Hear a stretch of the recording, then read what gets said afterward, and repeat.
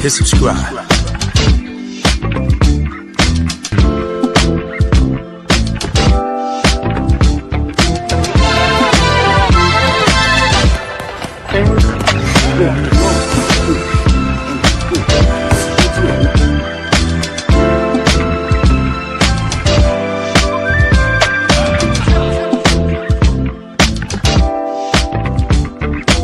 Subscribe to my guy, Uncle D.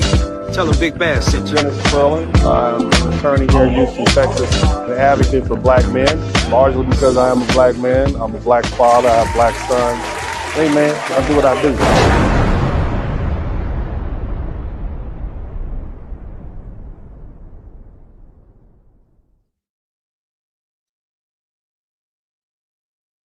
What's up, everybody? Welcome to the broadcast. Shout out to Mr. 43TX. Shout out to everybody who is here with me today. My name is Dennis Spurling, and I would like to welcome you to the Dennis Spurling podcast. The name of this podcast is Divided Black America, Exposed by Karmelo Anthony and Cyrus Carmack-Belton.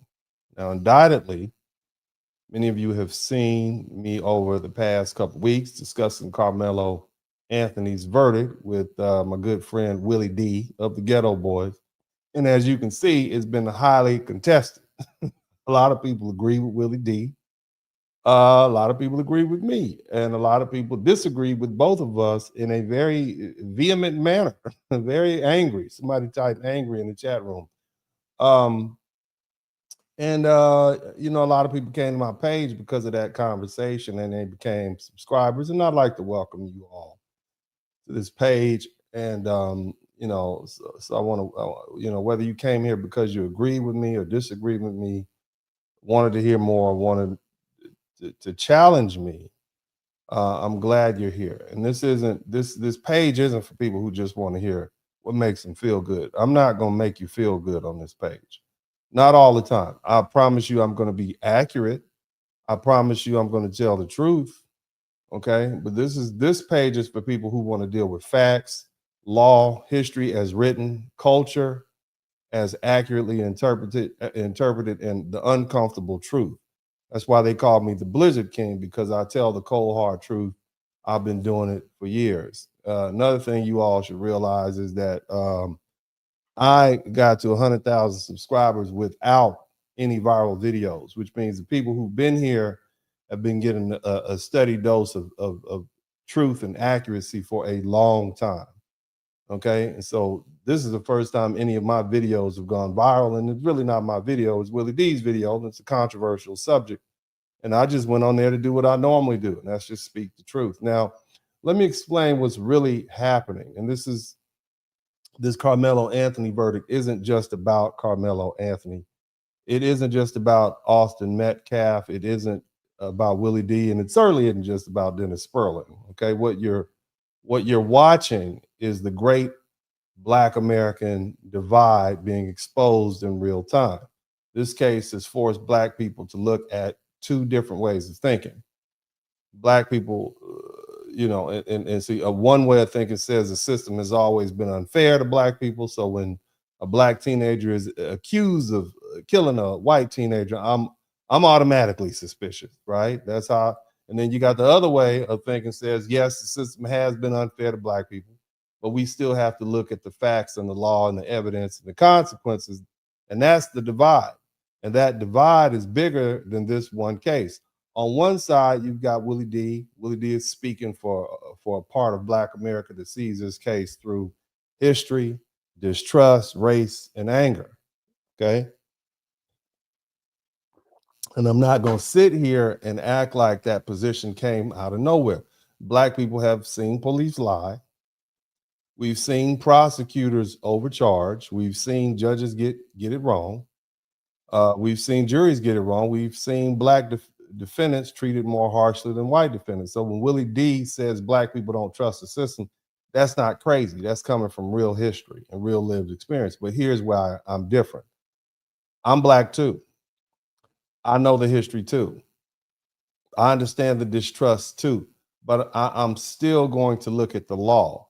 I'm still going to look at the facts. I'm still going to look at the evidence, and I'm still going to tell Black people the truth, even when the truth doesn't make us feel good. Because see, if we don't tell our children the truth, the courtroom will. If we don't tell our sons the truth, the prison system will. If we don't teach them how the law really works, they'll learn it the hard way after it's too late.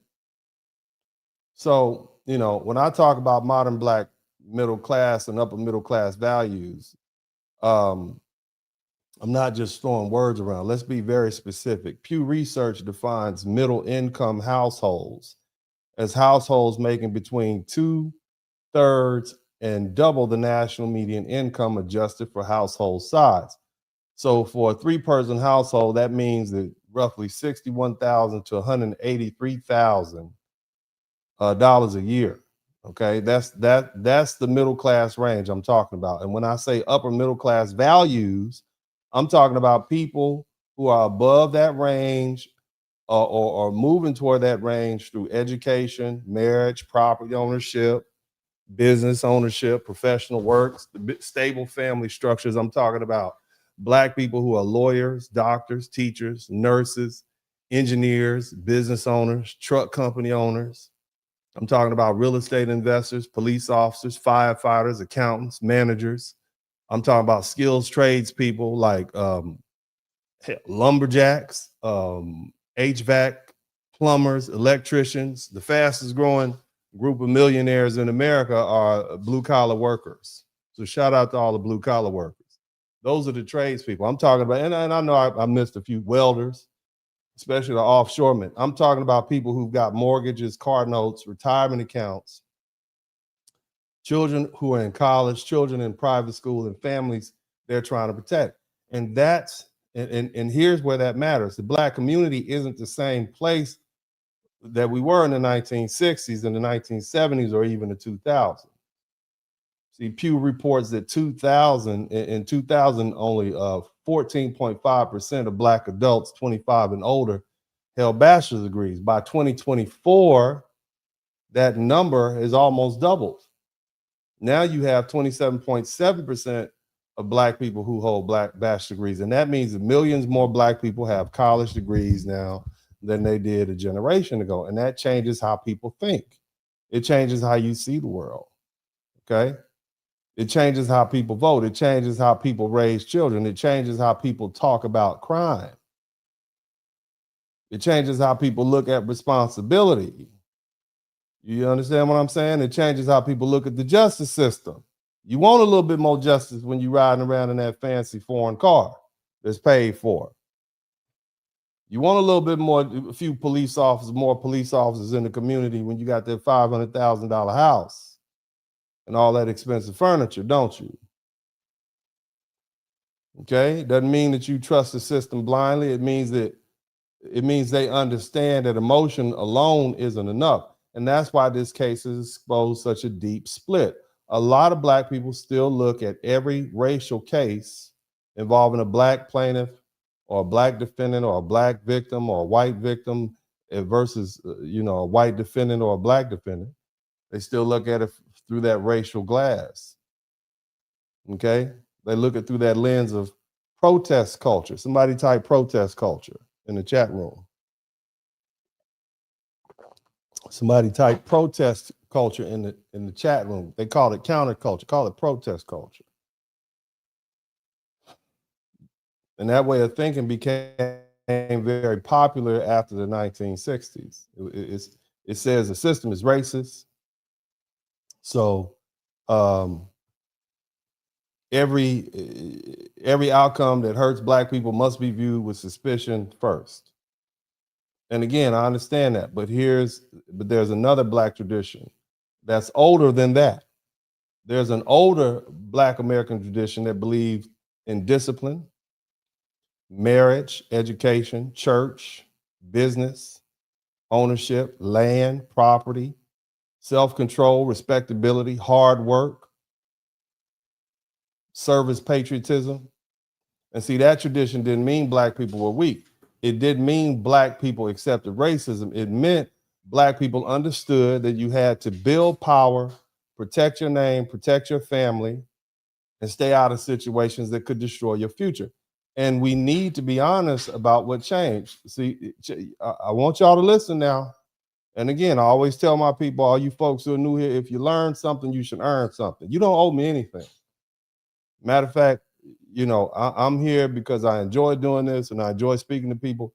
If you want to contribute to the Super Chat, Cash App, and the PayPal, that's fine. But if you learn something, okay, this is not doing you any benefit, maybe you don't need to be here. If I'm not saying something you wish you could say and can't say because you're not in the position I'm in, maybe you did learn something, or at least the people around you learn. Play it real loud next to their ear. Now, again, we need to be honest. Some things have changed, okay? The census data shows that in the 1970s, 35.6% of Black men had never been married. By 2020, that number had jumped to 51.4% for, you understand? So it's a lot of Black men that never been married. So marriage is kind of going out the window for Black women that never been married. It went from 27% in 1970 to 47.5% in 2020. And that's not a small change. That's a major cultural shift. And I'm not saying marriage alone solves everything. I'm absolutely not saying that. I'm saying every married household, and I'm not saying every married household is good or every unmarried household is bad. That's not what I'm saying. But I am saying family structure matters. Discipline matters. Fathers matter. Mothers matter. Stable homes matter. Standards matter. And when those things break down, the entire community feels it. So when I talk about the divide between Willie D's position and my position, I'm not saying Willie D isn't Black enough. I absolutely not saying that, brother. Fifth Ward. I'm saying I'm certainly not saying I know better than him. Okay, I'm saying we're speaking from two different Black worldviews. Willie D is speaking from the worldview that says the system is against us. I'm standing with the Black kid, no matter what. And I'm speaking from the worldview that says I'm standing with Black people by telling Black children the truth about before they end up in prison. And that's not the same thing. Now let's bring it back to Karmelo Anthony. The public reporting says Karmelo Anthony was convicted of murder and sentenced to 35 years in prison for this fatal stabbing of Austin Metcalf at this Frisco track meet. The defense argues self-defense. The jury rejected self-defense. The reporting also says that the case became controversial because Anthony is Black. Metcalf was white, and no Black jurors were seated on the jury. So yes, race is part of the public conversation. I'm not ignoring that. I'm not pretending that doesn't matter. But race being part of the conversation doesn't mean race answers the legal questions. And the legal questions, number one question wasn't, is Karmelo Black? The legal question wasn't, was Austin white? The legal question wasn't, do Black people trust the system? The legal question was whether Karmelo Anthony was legally justified in using deadly force. And that's the question people keep trying to skip over. They want to stop at that. They want to stop at Austin put his hands on him. But the law doesn't stop there. The law asks whether deadly force was immediately necessary. The law asks whether the response was reasonable. The law asks whether this was a situation where pulling a knife and stabbing another teenager in the chest made legal sense. And that's where a lot of people get lost. They think self-defense means if somebody touches me, I can do whatever I want in response. That's not the law. They think no duty to retreat means they don't have a duty to think. That's not the law either. You can have no duty to retreat and still be guilty of murder. You can be touched first and still respond with too much force. You can be scared and still make an unreasonable decision. You can be Black, you can feel threatened, you can feel disrespected, you can still do something that sends you to prison for decades. And that's the truth Black boys need to hear. They don't need adults lying to them for applause. They don't need celebrities telling them every fight is racial. They don't need people on the internet telling them that being disrespected gives them the right to escalate. They need somebody to say, walk away if you can. Somebody type walk away.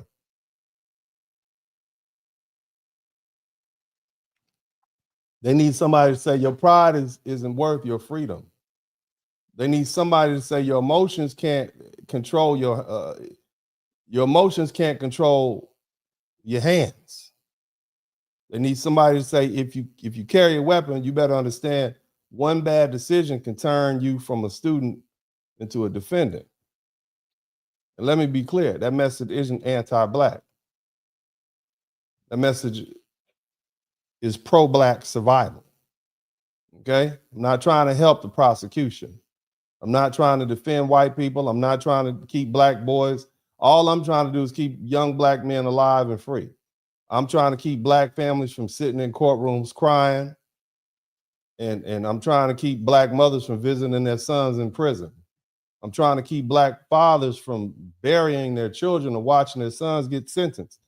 I'm trying to tell the truth before the system gets the chance to teach the lesson the hard way. That's why this debate with Willie D matters.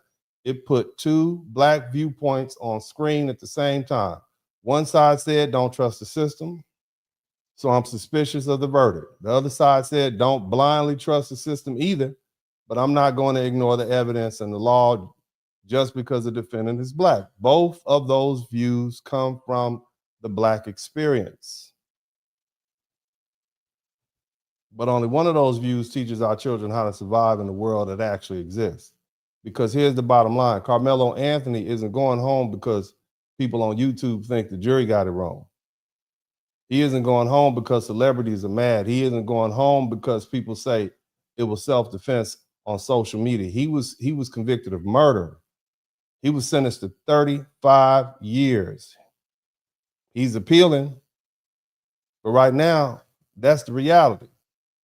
And if we're serious about helping Black children, we can't wait until the sentence to start telling the truth. This case exposed something bigger than one verdict.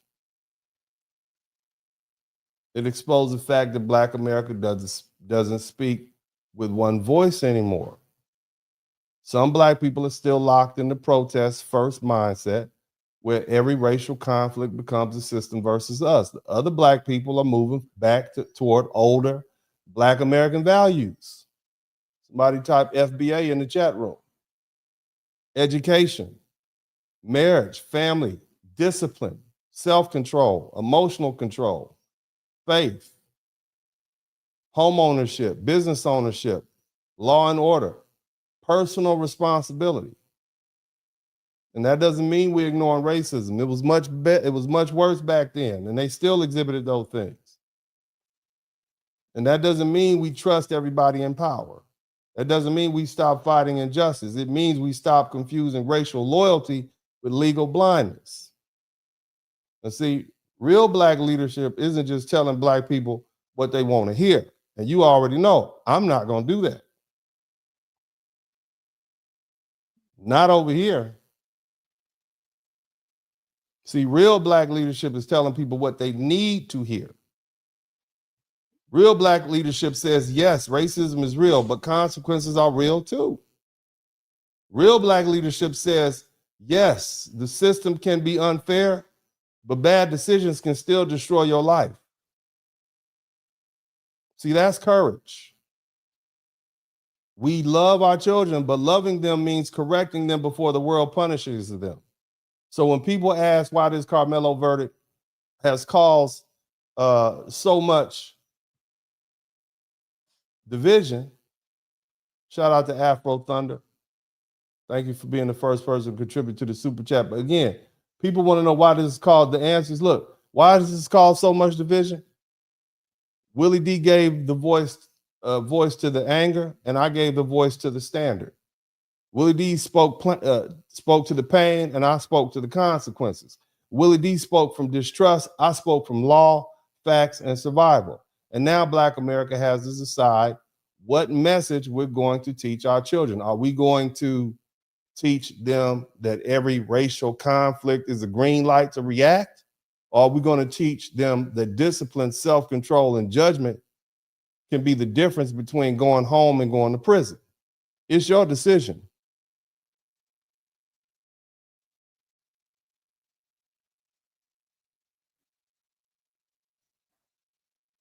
Now, there's another controversial conversation that took place a few weeks back. Let's talk about the Cyrus Carmack-Belton case. Remember that? That really had us going because, see, that case proved exactly what I'm talking about. A lot of people are upset because Rick Chow was acquitted.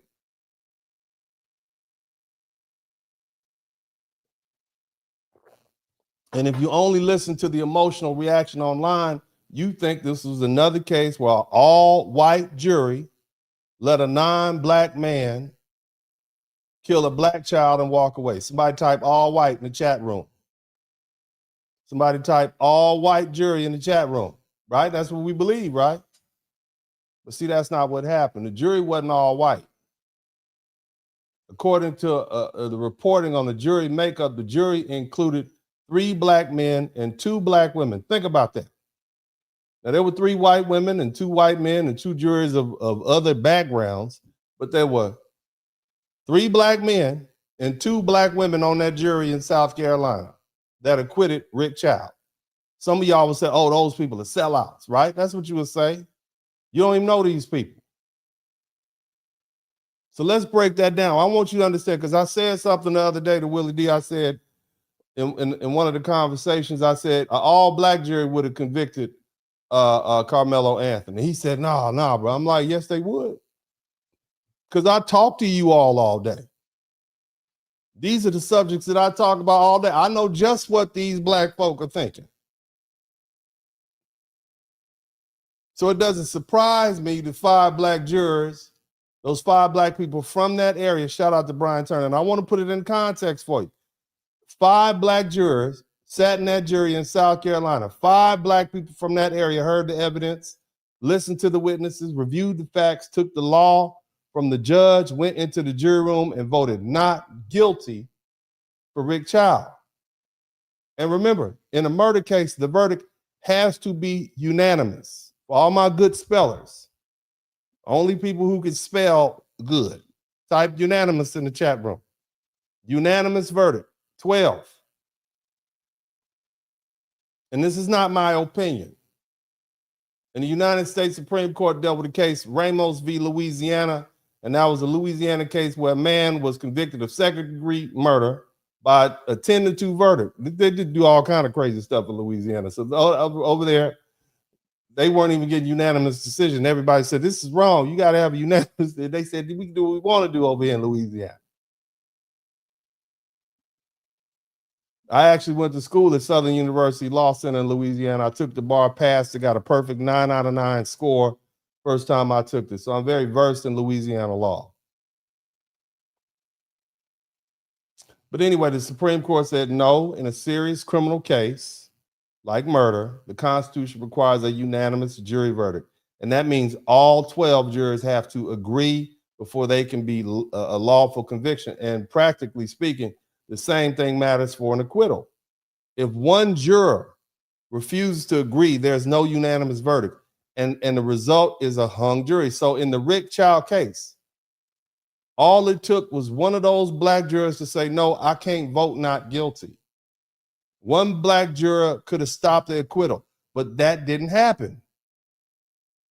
Every juror agreed, including the 5 black jurors. All it would have taken was one holdout. One person could have stopped the acquittal, but nobody did. So whatever you think about the verdict, you have to deal with that fact. Let's deal with reality here. Somebody type, shout out to Brian Turner, shout out to House Martin. Let's deal with that. I want y'all to hear something.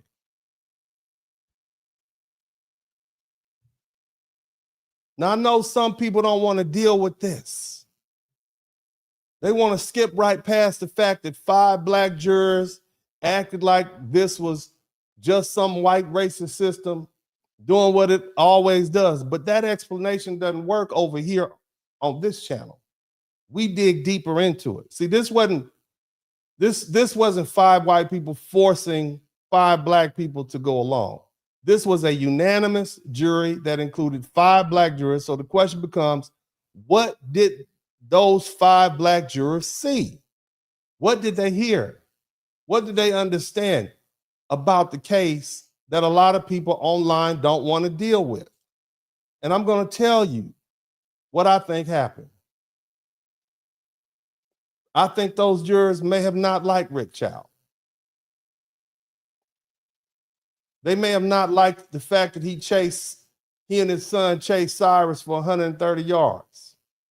They may have not liked the fact that Cyrus was shot, according to his lawyer, not in the back, but in the side. But still, he wasn't facing Rick Chow. They may have not liked the way the whole thing started over a false shoplifting accusation, including some 99-cent bottles of water. But see, they also had to deal with one fact that changed the whole case. Cyrus Carmack-Belton, a 14-year-old boy, had a gun.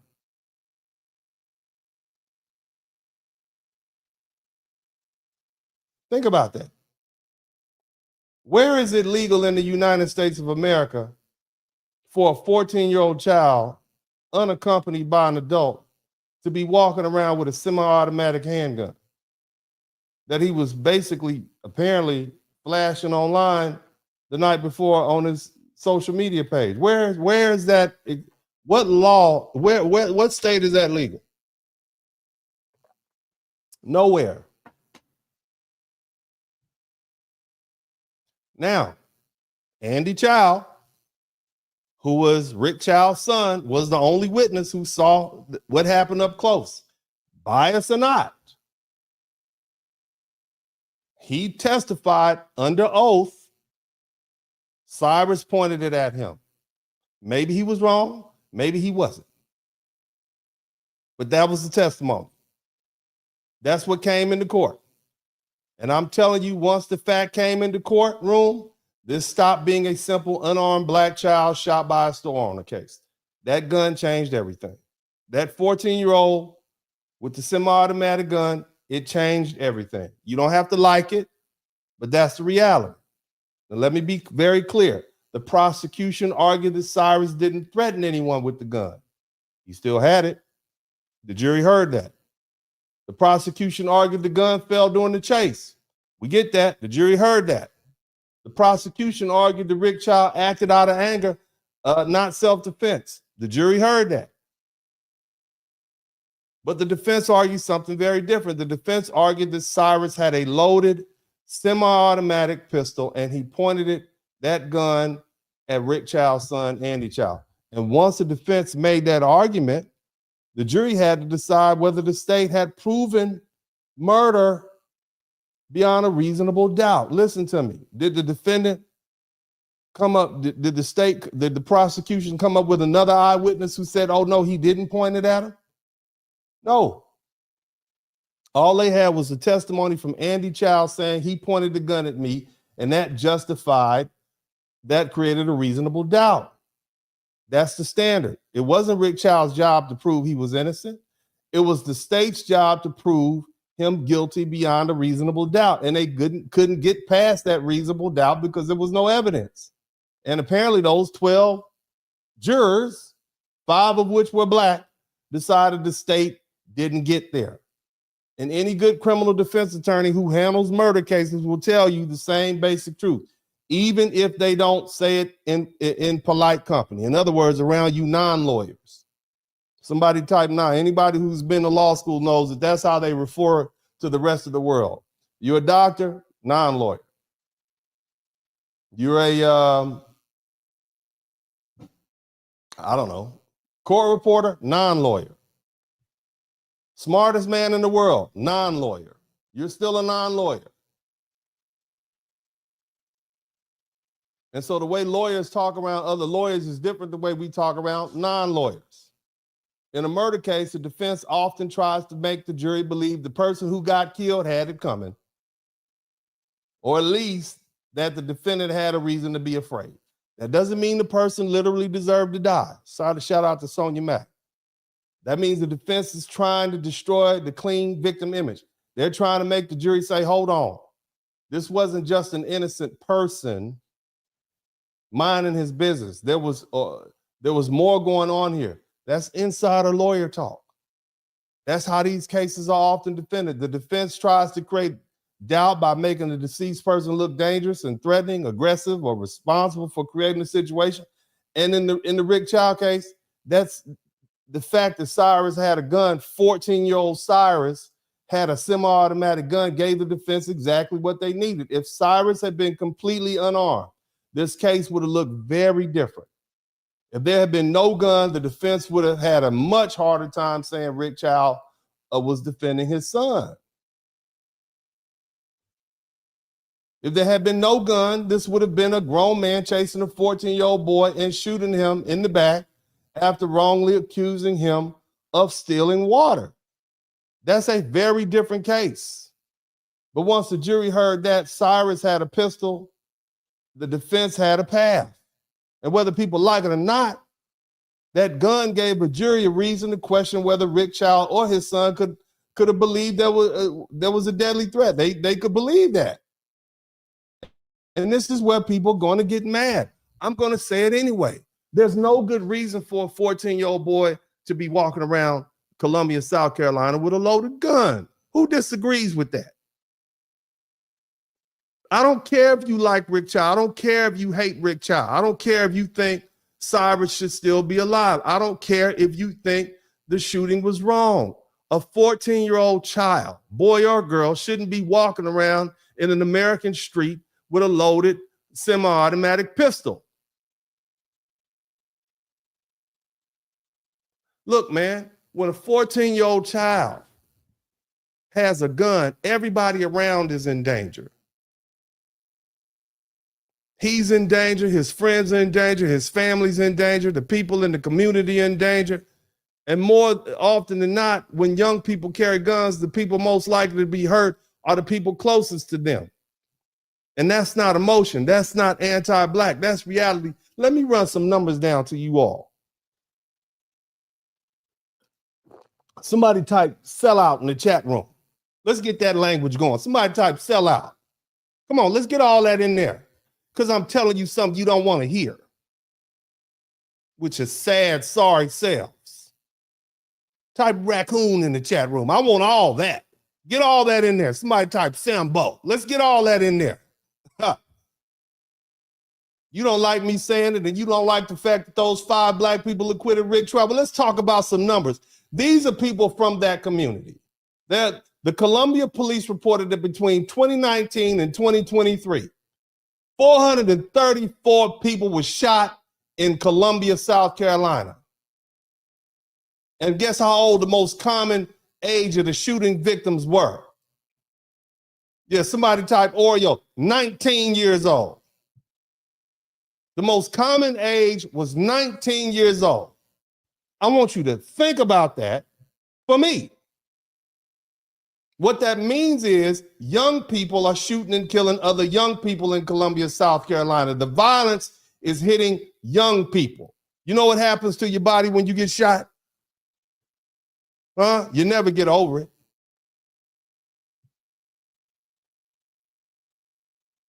it. Whatever gets hit, it always hurts when it gets cold. Shout out to all the veterans in here.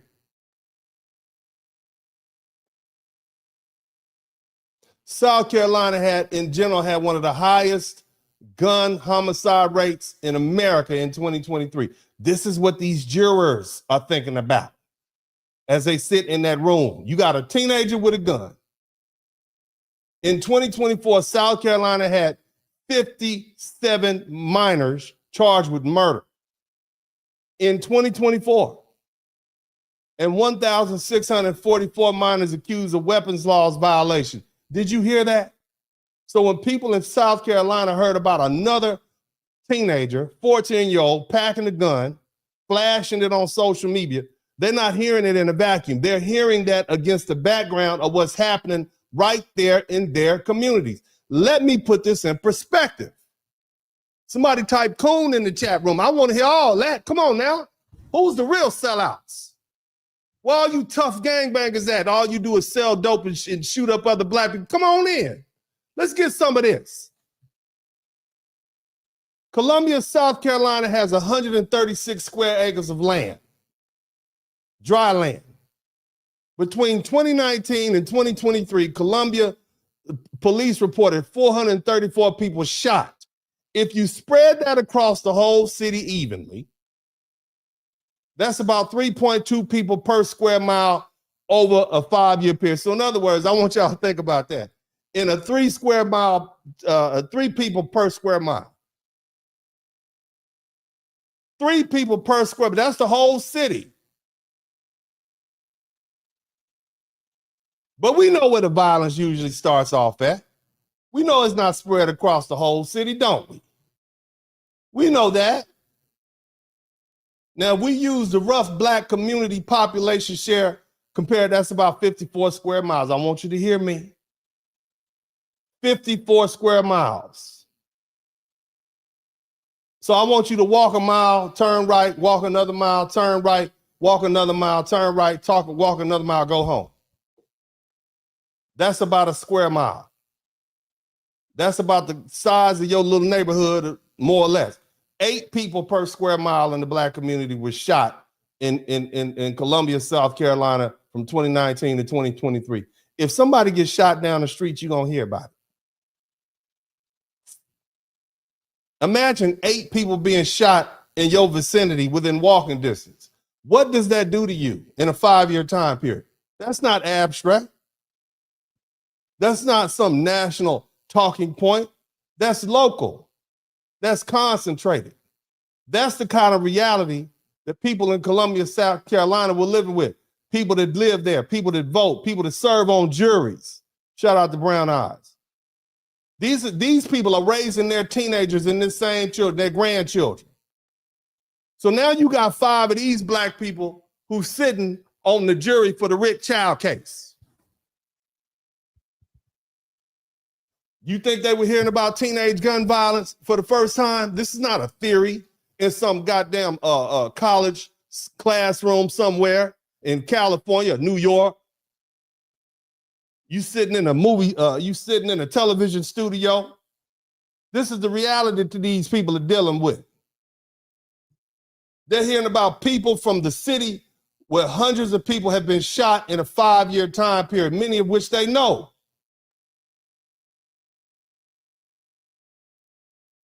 And if that violence is concentrated in the same communities where black people live, work, shop, and try to raise their children and grandchildren and nieces and nephews, then those jurors have looked at the gun and said, we're tired.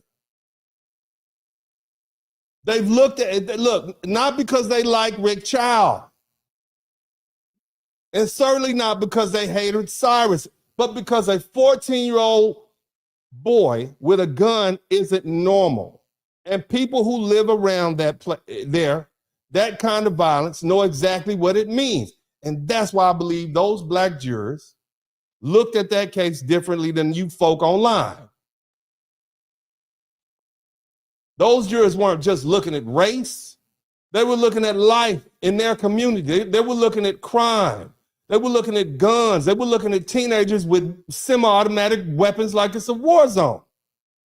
They're looking at what's happening when young people are armed and reckless and believe, look, and I believe many black people in that area are tired. I mean, I believe many of y'all are tired. We're tired of these young folk walking around with guns and flashing them on the internet. We're tired of teenagers with pistols. We're tired of hearing about another shooting. We're tired of worrying about our own children getting caught up in some of that.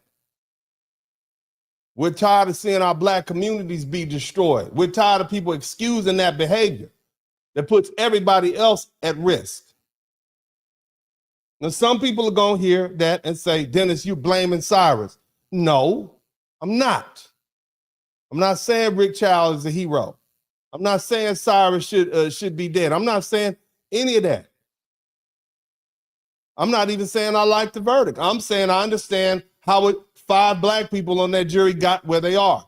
That's the difference. That's a different conversation.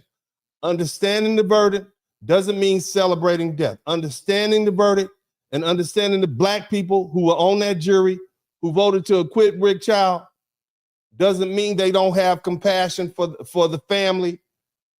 Understanding a verdict means you're mature enough, somebody type mature enough to look at all the facts, even the facts that make the case harder for your side, And the facts that Cyrus had a gun, a 14-year-old black boy had a gun, that case is harder for the prosecution because of those people's experience. That's the truth. It made it harder to sell him as an innocent, helpless, unarmed child when you got all these children in the community getting shot and killed by other children. They're tired of it. Black America is tired of that.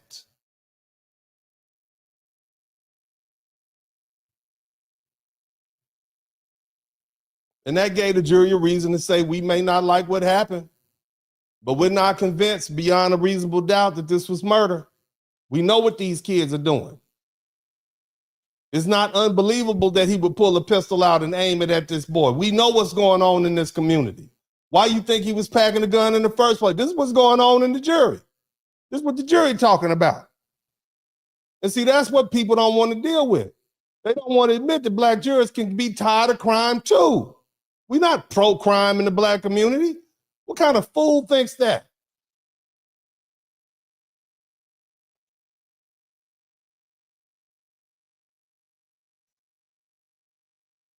You can't admit that black voters are tired of teenage gun violence. They don't want to admit that black homeowners get tired of disorder. You paying all these property taxes and mortgages, and you can't even enjoy your household. Some of y'all can't even sit out on your porch. You can't even go for a walk. The neighborhood just gone straight down. See, they don't want to admit that black working people can be tired of having neighborhoods and schools and businesses and property values affected by other black people who don't give a damn about anybody else's quality of life. And so they express themselves in that jury verdict. Look, man, let's be real. People who sit in juries are often people who show up. They're registered voters. They're reachable. They're responsible enough to come to court when summoned. Many of them have jobs. Many of them own businesses. Many of them have parents. They're homeowners or renters trying to keep a stable life. Many of them are taxpayers. Many of them are people who've got something to lose. And people who've got something to lose don't look at crime the same way as people who don't have anything to lose. If you work as an HVAC or trucking, you're in education, you're a school teacher, you're a nurse, you're in law enforcement or a lawyer, you're an engineer, you're a real estate agent, or a business, accounting, construction, or any other serious field. You know what I'm talking about. You work hard. You pay taxes. You pay rent on a mortgage. You pay insurance. You take care of your children. You try to live in a decent area. You try to keep your family safe. You try to build something. And then you watch a small group of reckless people tear down the quality of life of everybody else. And after a while, you get tired. Somebody type tired in the chat room. You get tired of the weed smoking. You get tired of the drug dealing. You get tired of the gun toting. You get tired of the crash out culture, being treated like it's some kind of authentic blackness. It's not. It's a dysfunction. And see, that's why all that name calling, it don't work anymore. You're going to call all 5 of those jurors Sambos because they're tired? Because they're tired of the destructive behavior? You're going to call them all, you're going to call all 5 of those black jurors coons? Some of them might be your grandmas. You're going to call them all Uncle Toms?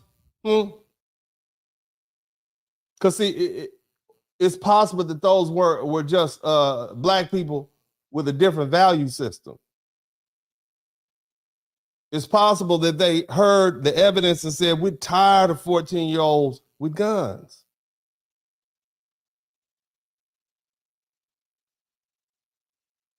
Is it possible that they said this child should never have had a pistol in the first place? Is it possible that they believe even if they didn't like Rick Child's actions, that the presence of that gun created a reasonable doubt? And see, that's the great black divide. Some black people want every case to be race first. They want facts second. Other black people are saying, no, we're going to look at the facts first because facts are what decides cases. Some black people want to make every black defendant or black descendant a symbol. Other black people are saying, no, we can't love black people and still tell the truth about their behavior. Some black people want to blame the system for everything. Other black people are saying the system can be wrong, but our own decisions can destroy us too. And that's the same thing you see happen with the Karmelo Anthony case. The boy shouldn't have had a knife. I don't care what y'all say. He shouldn't have had a knife on campus. If he hadn't had a knife by default, if he wanted to defend himself, maybe he could have hit him upside the head with his book bag, or he would have just did the fisticuff. That's why we don't let children carry firearms, because they make emotional decisions. And I know a lot of y'all are saying, hey, the jury got it wrong. Y'all saying he was railroaded. People that are saying it's racism, but here's what the difference is now. 20 years ago, a lot of black people who disagreed would have whispered. They would have said it at the barbershop, man, you know, you shouldn't have had a knife with him. They would have said it when they got home. They would have said it behind closed doors. They wouldn't have said it out loud because they didn't want to be called a coon or a sellout or Uncle Tom. That's changed now. Now you got a whole different group of black people who don't care about offending that old protest mindset. They don't care if you call them names. They don't care if you say they're not black enough. They grew up watching the degenerate behavior. They saw the chaos. They grew up in the ghetto. They left the ghetto. They saw single mothers struggling. They saw fathers absent. They saw gang culture. They saw pants sagging. They saw twerking. They listened to the gangster rap. They heard we had all these songs about weed smoking 30 years ago. They saw the gun culture. They went to the funerals. They got the T-shirt. They saw the prison sentences. They was giving out football numbers, basketball numbers. They saw the school fights. They saw the neighborhood decline. And they said, we don't want to live like that. And that's what people are missing. See, this isn't just about Rick Chow. This isn't just about Cyrus Carmack-Belton. This isn't about Karmelo Anthony. This is about a rising group of black people saying, we're not defending dysfunction anymore. We're not defending teenagers with guns. We're not defending deadly force over pride. We're not defending people who create danger, then expect the whole race to show up afterwards and pretend like they were victims. We're not defending every bad decision just because the person who made the decision is black. Don't matter how much your mama get on the TV and cry. And again, that doesn't mean we stop caring about black people. We generally love ourselves. And it definitely doesn't mean we're going to stop fighting racism. That doesn't mean we stop demanding fairness in court. That doesn't mean we stop questioning police and prosecutors and judges and juries. That's what we're supposed to do. But let me tell you what it does mean. It means we're going to stop lying to ourselves. It means we stop pretending that every black person involved in the tragedy is automatically innocent of bad judgment. We're gonna stop. We not pretending that every black person locked away in prison is innocent. We know that's not true.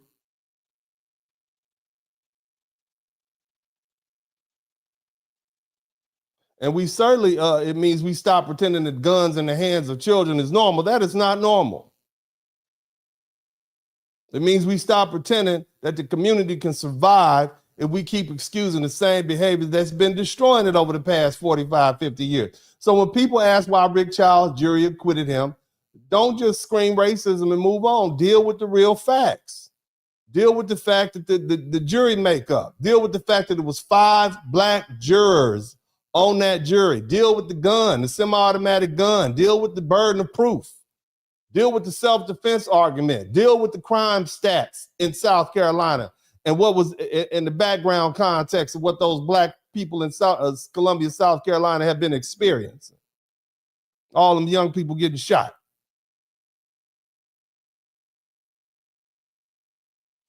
Carrying weapons, tearing up the community. Because this is the part of the conversation that usually gets overlooked. Black people aren't just tired of racism. Black people are also tired of crime. We're tired of black on black crime. We're tired of hearing about it.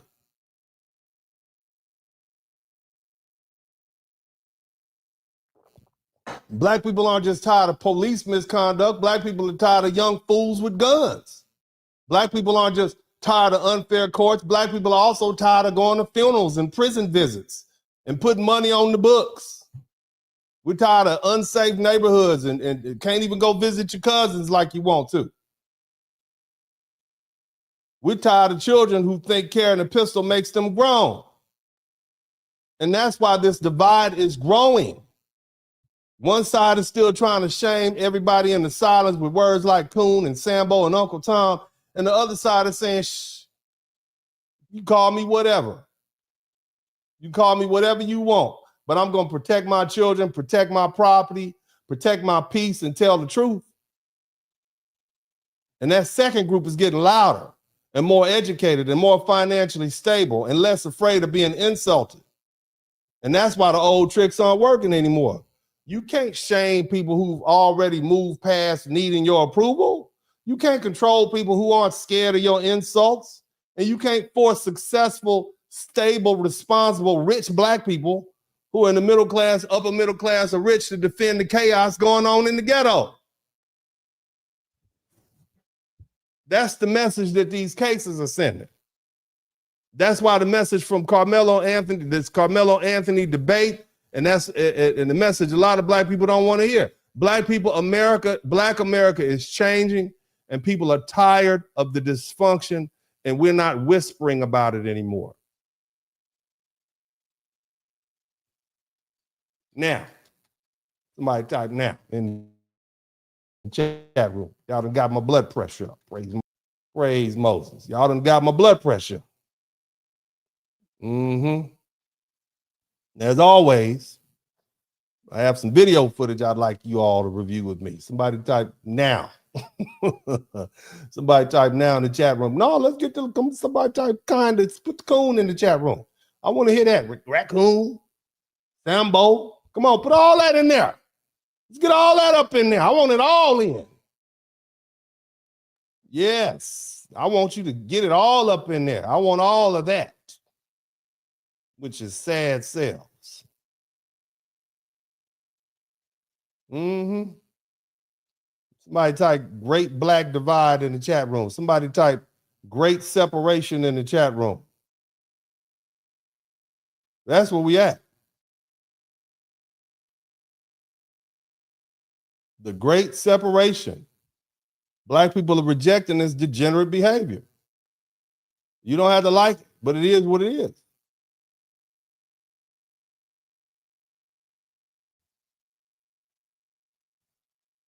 Let's check out this first video. You guys hit the #1 button if you can hear it clearly.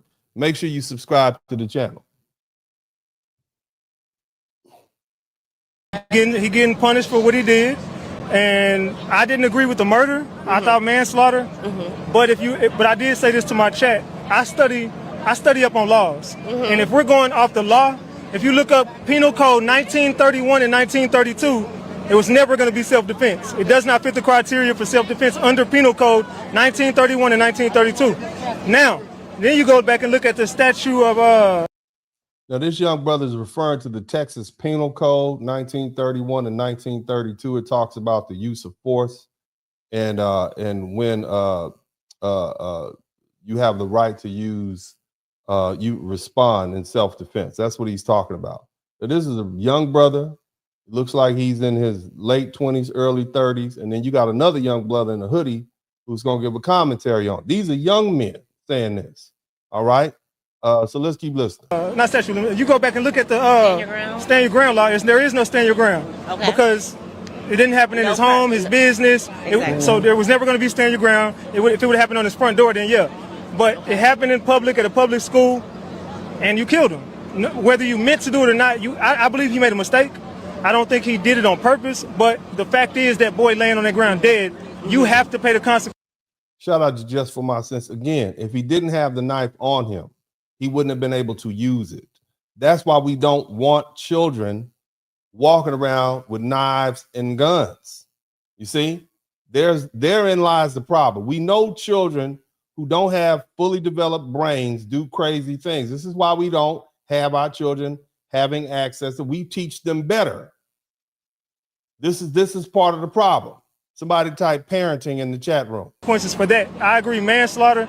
That's what I thought. But if you're looking up what murder means, it fits it. Okay. So people just in their feelings and being emotional because it's a black dude. But if you just take your mind out of being just color your skin and you look up the law, you'll know that he is justified. You got people who want me to just judge it off the color of my skin. Okay. If I'm a juror, if I'm on the jury, I'm not looking at the color of no skin on the jury. I'm looking at what the law means. Okay, that's cool. That's cool. You got to look up what the law means. I know my laws. You hear the people in the back. You hear the people in the back. Somebody type off code in the chat room. Somebody type off code. What else you want me to say? Now, this man is not a lawyer. I told you all the same thing. This is what the law says. Would you like us to lie to you or tell you the truth so you can avoid this situation? This is a young man saying this, okay? All of these folk can't be off code. I mean, if everybody's off code, then we probably need to amend that code. I think the committee needs to get together and amend the code. If you're trying to tell black people they are justified in murdering somebody because they pushed them or because they were afraid or got upset, and that you sending a lot of people to prison. Let's keep listening. I know my rights. He did it. And Let him be. that's the reason why we're in this situation right now. Okay, so with that being said, because it's a racial tension. It is, and it shouldn't be. So what I Those are two children who did not deserve to be in jail and die this early in their life. Now, see, this is why I tell folks that the people around Karmelo, his family, etc., that's who failed him in this situation with this case, this trial, all of that, bro. Because no one took the time out to go and look up the things that this individual just highlighted, the penal codes and what actually constitutes a fucking self-defense defense. You know what I'm saying? Or, a stand your ground and all of that stuff. If they would have did their due diligence and went and read upon. No, the failure happened when the young man was walking around with a knife in school. That's when the failure happened. Let's just start with that. Children shouldn't have knives and guns on them. Can we all agree with that? People under the age of 18, are you in the Marine Corps? Why do you need a knife at the schoolyard? Are you hunting with your daddy? I mean, can we just agree with that? Can all the common sense folk just agree that children shouldn't have dangerous weapons? Are you going to let your son or daughter, your 10, 11, 12-year-old walk around with a semi-automatic pistol in their hand? Somebody going to get shot. I'm just telling you that now. Okay, we are not Vikings. We don't let our children walk around with dangerous weapons. It just don't make sense. They could drop it on the ground and hurt themselves. Just think about that. Okay, it doesn't make sense. But we're gonna move on to the next video.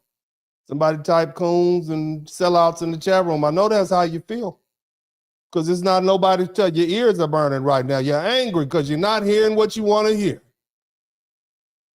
That's why you're mad. But unfortunately for you all, there are more black people who are coming out and saying, nah, we not with that.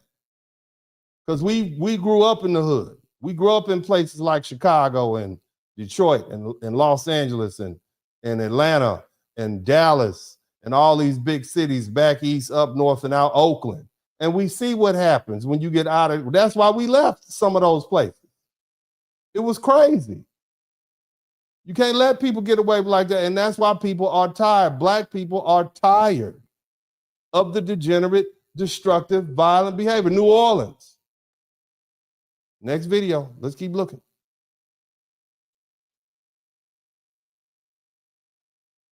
Adrian Broner, Dean the Great, humping each other, painted as the lesser than race.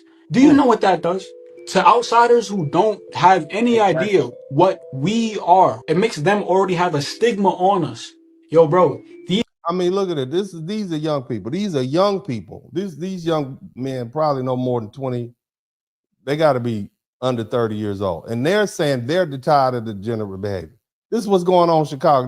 These young people are twerking on a Chicago squad car. I'm just saying, is this a good look? Is that a good look? Huh? these guys are foolish. These guys don't promote anything intellectual. Exactly. They are foolish. So they're going based off what they see Adrian Broner and Dean the Great doing. And then Lil Durk. Lil Durk is talking about spinning Right, on so blacks. hold on, I'm gonna cut you off right now. Hold on. So Okay. you see what I'm saying? You see how the reason we able to embody these spirits of and take on the personality of Adrian Broner, connect with Lil Durk, or connect with these people, because there's a void within us. I'm just saying, it's not me saying it. So all these people, coons, all these black people who sell, they all sellouts. You got young people, old people. You got everybody saying we tired of all of them. Come on, where all the coon callers at? Where y'all at? Come on in and tell us all of us are wrong. All of us are wrong, and you're right. Because this is the great divide that we're talking about. Some black people are tired of the behavior. We're tired of having to defend it. So are all of us wrong? Are we all wrong? Because see, bringing a knife to a track meet, bringing a gun, 14-year-old packing a gun, this is part of that I can do whatever I want to do and you can't tell me culture that we've been dealing with. And if you try to tell me something, it's oppression. It's racism. That's what you're telling us. So all of us are wrong. Everybody wrong. That's what you're saying. Everybody else wrong. Not you. Oh no, not you didn't do nothing wrong. Okay, but the minute you get, hemmed up by the police for packing an unlicensed firearm, I'm a victim. We supposed to come to get ready. That's what you're saying? You got grown men on there humping each other. He talking about Adrian, just do whatever I want to do. That's what you're saying. It's okay. Now let's go ahead and let's keep listening. Now I know you all, I'm a black lawyer. Now let me tell you a little bit about myself because I know you all like, oh, he don't know what he tell. He's a personal injury lawyer. Practicing criminal law is something that they teach you to do in law school. You get that your first year of law school. That is basic law. They even test that on you on the bar exam. This is basic stuff. A first year law student, a second year law student can actually go join a criminal law clinic and defend real people. That's how easy it is. Very easy to understand, not complicated at all. You can literally get a law license, graduate, go right out and start practicing criminal law. They'll let you do that. And you can probably do pretty well for yourself. It's very simple. Okay? So it's not complicated. But when I gave y'all the explanation, you didn't believe me. So let me let somebody else tell you that you might believe. Y'all might believe them more than you believe me. Okay, even though, I'm licensed to practice law in 5 states or 6 states, admitted to practice in the Supreme Court of the United States, 5th Circuit Court of Appeal, multiple federal courts all over the country. You understand? But y'all don't have to believe me. Inducted into the Southern University Law Center Hall of Fame in 2024. So the lawyers think I'm an excellent lawyer. But since y'all don't believe I can explain, I got an LLM. I have 2 law degrees. One a JD that allows you to qualify to take the bar. Another one, LLM, that would allow you to teach law school if you want to. But y'all don't believe me. So I'm going to let these regular lawyers, who happen to be, a different color, let them explain. So y'all will believe them more than you believe me. Let's listen to this gentleman say the same thing I said on Willie D's channel. Go ahead, sir.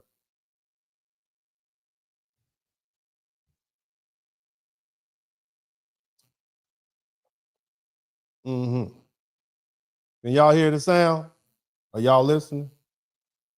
Maybe let me cue it up again. I want to make sure you guys hear what this gentleman has to say. I don't know if you guys can hear the sound. We'll try it again. Somebody said it was freezing. Let's see if we can get it going. Okay. All right.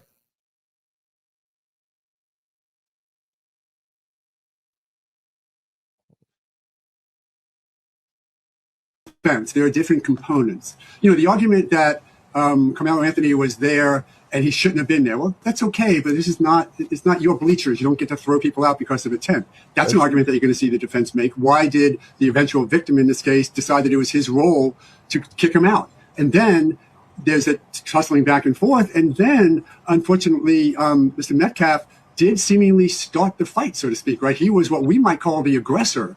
We agree.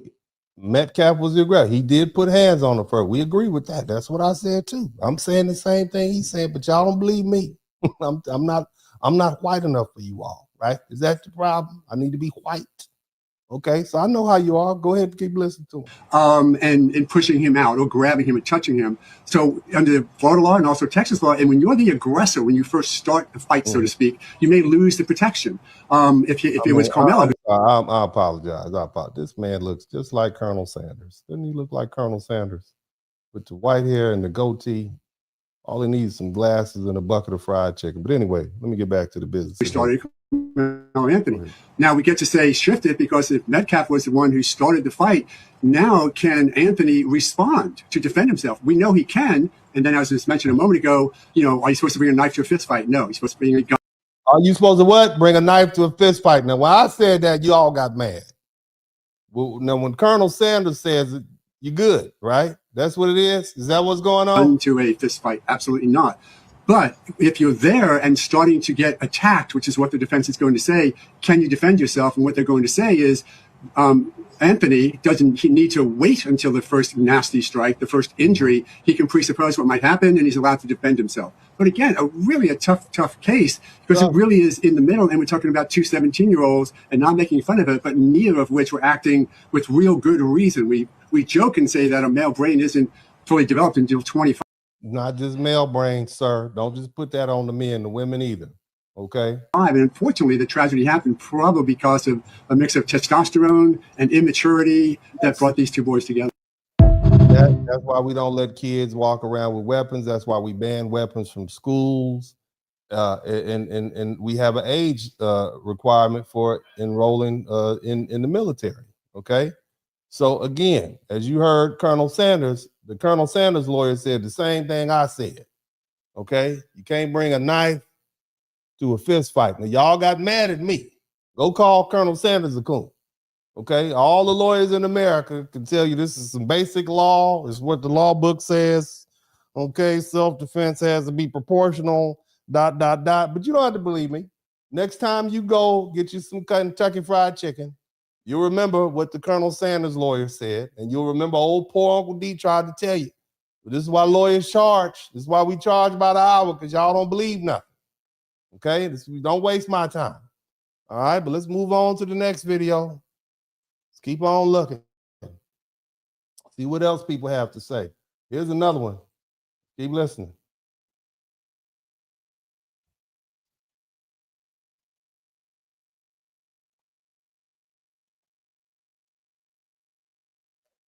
Here is to boycott niggas. To boycott. Oh, ma'am, hold on a minute. Y'all boycott every group of people except the actual group that y'all should be boycotting. The obvious answer here is to boycott niggas, to boycott degeneracy, the trashy music. That is the obvious answer.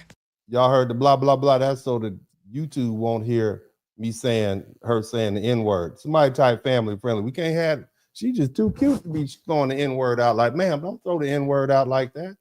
You can't just be saying that. But anyway, her point is that we need to boycott N-words. She's also talking about the Great Divide. Okay, the Great Divide. All right, let's let her finish talking with her little. Look like she was out there with the lumberjacks with her shirt on. All she needs is the axe and the Paul Bunyan hat. Go ahead, baby. And instead of you guys looking at that and understanding that that is the answer, you guys want to blame the Asians on something that have nothing to do with the Asian community, and it has everything to do with our degenerate culture. And yes, I say you guys because last time I checked, y'all took my black card. Y'all excommunicated me from the community. So yeah, I'm going to refer to you as you guys. That's what they do, baby. They excommunicate you when you don't say something they want to hear. They excommunicate. Now, if you got you a white man that happened to be a duke or prince in England, you'll be black again. Okay, but as long as you saying stuff like that, you can't be black. Now, if you start dating a wealthy white man, they're gonna claim you. That's you know it is. You know I'm telling you the truth. Okay, they'll give you a black card then if you become a black princess, even if you like 1/10 black, you'll still be black. That's it. That's how they do. Okay, but they will take your black card when you start telling them that some of the stuff you're doing is foolish and degenerate. They will swear up and down. Y'all know I'm telling the truth. Y'all know I'm telling the truth. Let's keep listening to this lady. And the sad part about it is what happened with Cyrus is other people doing something about y'all issues. That is what you are seeing. I told y'all, as long as y'all continue to do nothing about your issues, other people, other races of people are going to take matters in their own hands, and your kids are going to be laid out in the streets. I said this. I'm going to say this one more time. She ain't lying. Okay, let me explain something to y'all. I want y'all to hear me. I want you to hear very carefully. Okay, she said something very serious. These people are not going to just let black folk, these young black people, run around and destroy their neighborhoods and destroy their businesses. You're going to see a lot more acquittals. If all it takes is for a black child to have a weapon or a dangerous weapon on them, for a person to get acquitted for unaliving or murdering one of them, it's going to happen. These people are not going to keep tolerating this, man. And the minute you have black jurors who are saying, yeah, I'm going to acquit him too, even if he did kill a black person, the kid had a gun. I'm just telling y'all this is what's happening. And see, unfortunately, it's going to be good, decent black folk who are going to get caught up into that. It's going to be good kids who don't have criminal records who are going to get caught up, black kids. They're going to say, well, you know, he looks like a teenager. He fits the model, black boys and girls. So if we don't start reining this in ourselves, if we don't start checking this and getting these kids under control and checking these parents, it's going to get bad for all of us. None of our children are going to be safe. And that's another thing. They're going to start putting parents in prison. Your son they did a white woman like that. Her son messed around and hurt some people with a firearm. They put her in prison, along with getting sued civilly. They're also going to put the parents in prison. Are y'all ready for that? You better get society is tired of it. And look, I know y'all say, well, white people do it too. I get that. Okay, but that's where the racism comes in. Okay? If you got an all-white jury, your dad is the judge, your uncle's the DA, you might get a little slap on the wrist. Might do a little time, but that's not what we have as black people. That is not our situation. We don't get that privilege. We get the same old justice we've been getting. So we have to act accordingly. That's just the reality of it. Some people are, oh my God, if it's a minefield out there, you want me to tell you it's a minefield to the left? Or you want me to just let you walk through there? It's dangerous over there. Don't do that. It is, don't do it.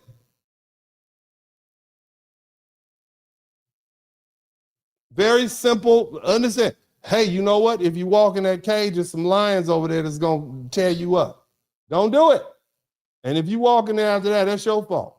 But we'll let this little lady with the perm keep speaking. Go ahead, lady. You got to do something about your own issues. You have to address the criminality, the stealing, the violence. If we don't address these issues, even the obesity and STDs, if we don't address these issues, nothing is going to get better. It's actually going to be quite the contrary.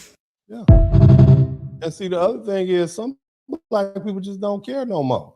They're good. They're not worried about you. They don't live in the hood anymore. They got their white girlfriend.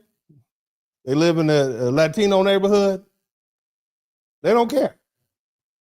You understand?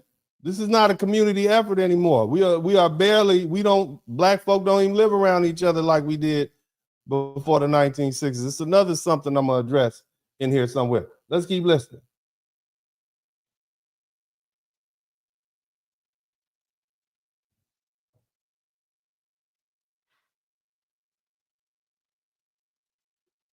Okay. Street twerking and doing stuff like that. Ghetto black woman, ghetto white woman. Okay. What white women are walking around the street twerking and doing stuff like that? Now you wouldn't catch somebody. This young man walks up on black people, black women, I think, and talks about certain behaviors that have become very popular over the past 15 years, and this has a lot to do with twerking and other suggestive dances. And so, this wouldn't have been happening 15, 20 years ago. But these young people are different. Let's listen to what he has to say. Black woman, ghetto white woman. Ghetto white woman. I see them all the time. They be around with kids all the time. But why are we comparing?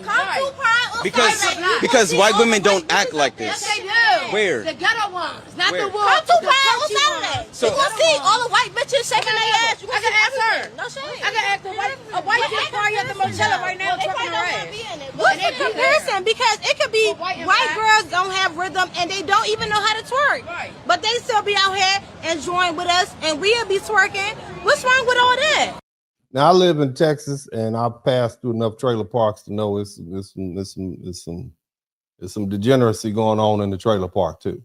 But the problem is for black people is that white people typically don't accept that sort of behavior as typical white behavior. Unfortunately for black Americans, the people with the lowest standards have become the face and voice of the black community. And this is where a lot of the pushback is coming from. We don't like that. There are black people who don't like that. They don't speak for us. See, that's another thing. The ghetto, the hood, they don't speak for us. All these responses and whatnot. Just think about it.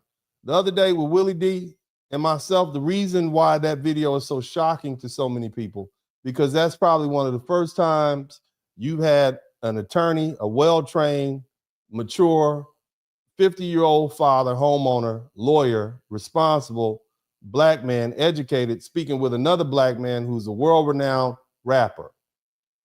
Now, that does not happen oftentimes in many other communities. They don't have entertainers and rappers speaking on their behalf. They have other educated people. So you saw the difference. This is the contradiction. We didn't used to have that. Back in the day, when I was growing up, they just stick a microphone in front of an athlete or a singer and ask them about these tough, complicated political questions or social issues. That's why you have people like Harry Belafonte. Or you guys look up to folk like, you look up to people who, Dick Gregory, he was a comedian, or you get some preacher or something like that. Preachers don't do all that speaking for people in other communities. Those are religious leaders. They usually have their professionals. And so that's the first time that people have ever actually seen a black professional speak on an issue. And of course, it was law related. And I think that was a good thing. It was a good exercise. Okay. But again, we're going to go back to this young man basically confronting these young women about what he sees as degenerate culture that takes away from the image of black people, which is, again, something you would rarely see 20 years ago because we weren't addressing folk about their degenerate behavior. But everybody at this point can see there's a problem with it because it's making all of us look bad. Let's keep listening. It's a way that we need to be viewed as black women. Black women need to be viewed as respectful. Yeah. So because we twerk, we won't be viewed as respectful. Absolutely not. But look. I can ask any black man right now, do you respect your girl twerking in the street? They'll all say no. Not your girl, a black girl. I wouldn't want my daughter twerking in the street if I had one. How many of you fathers want your daughters, how many of you mothers think it's acceptable for your daughter to be twerking in the street? Okay, let's not even put it on our partner, a girlfriend, a wife. Do you want your daughter twerking in the street? Because if your answer is yes, you're a bad parent. If your answer is no, you're part of that great divide, at least on that side. Okay, let's keep listening. Because we are single women. Yes. We're single women. That's Why fine. can't we twerk and have fun? The brother is not saying, see, here's the thing. The brother is not saying you can't do it. He's pointing out the fact that this is how it makes you look. It's no different than young black men walking around with their pants hanging off their butt, talking crazy and disrespectful. People going to get a certain perception of it. This is the great divide. And at this point, we're just pointing out, hey, you know, there are people who don't agree with that. Not all black people agree with that behavior. And again, you're getting pushback, but this is it. You know, and this is the value system that we have. Now, look, y'all don't have to, you know, it's better coming from black people than it is coming from white people. But white people have a lot to say too. I want you to listen to this. This is Austin Metcalf's daddy, and this after the verdict went down, the gag order was lifted, and he had a lot to say.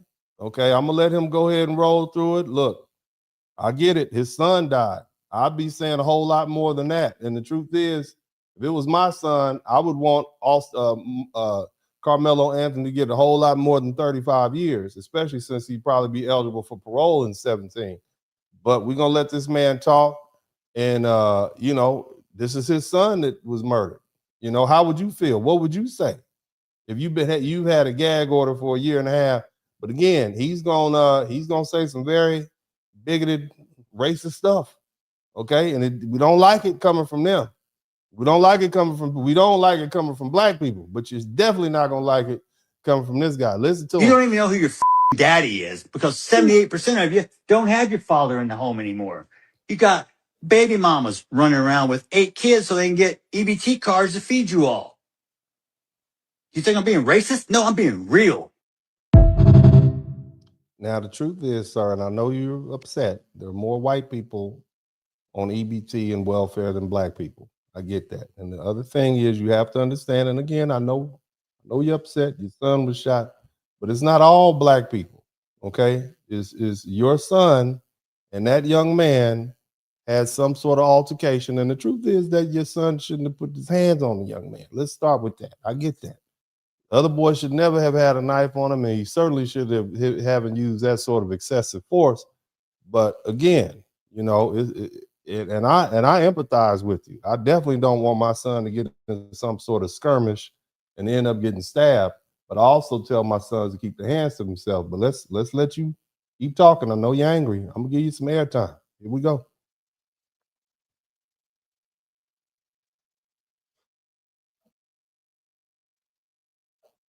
You have embarrassed your own culture and race. Don't get me wrong. We got white people that embarrass the shit out of me too. But you guys, you got a patent on that shit. Y'all can let me make something racist up so y'all can go viral. I got a new name for Mello, okay? Because he was such this little boy y'all were trying to portray. How about Watermelon Felon? How's that one strike you? I hope he enjoyed his first night in that cell last night. Because he's going to have many nights to think about what the fuck he did. Fair use, family friendly. Man's angry. He's angry. Okay. Now, just to be fair, again, you know, both of these young men participated in this conflict, and it's a horrible situation. They were both kids, and it should have never happened. One of them should have kept their hands to themselves. The other one definitely shouldn't have responded with a knife. Okay. Now, for this gentleman to take it out on black people, I get what he's saying. He's saying that they have degenerate behavior in white folk society. But see, the problem is that we've let the degenerate people speak on our behalf. You typically don't see trailer park trash and rednecks speaking up on behalf of all white people. Now, that doesn't mean that you don't have some ghetto white people, if you use that term, but they don't embrace that. They don't allow that to be the spokespersons of their, they don't have the microphone. Black people, because of our traditional position in this country, we don't typically separate ourselves, or we haven't separated ourselves by class or financial ability. We don't typically do that. Just like we don't separate ourselves by colorism. We all black. If you're sitting at the table at your grandmother's house, your crackhead cousin might have the same say-so as your engineering cousin. Okay, all of them can sit there and be treated the same. In most country families, if you are a person in the family of a lower standing or lower social, or you don't even have anything to say, you go sit out back with the dogs and the kids, so to speak. But in black culture, we try to give everybody the right to speak, and everybody has a voice. which is something that we are beginning to change. But you know, that's what he means. We have a patent on it. Okay. Shout out to everybody contributed to the Super Chat, Cash App, and the paper. I see y'all. I'm just trying to roll through this. It's a very serious subject, and I wanna just roll through. You guys make sure you subscribe to the channel if you have not already. But let's let this gentleman finish speaking.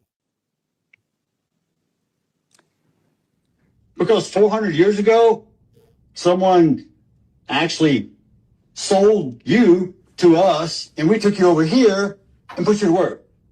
And then you didn't do anything, sir. You were poor. You didn't do anything. The vast majority of slaves, and that's what he's talking about, were owned by the top 1% of white people. Okay. And then you also had black people who owned slaves. You also had Africans who participated in the slave trade. So now he's just throwing stuff out there. Now this is just venting and angry. You know, I get it. The man's angry his son died, so he wants to be mad at the whole culture. It's not all black people, sir. It's not all black people. You can't, just like you don't want us throwing all white people under the bus. Okay, you shouldn't allow you, because he did well early on. He said the Proud Boys showed up and they were trying to turn this into a racial issue.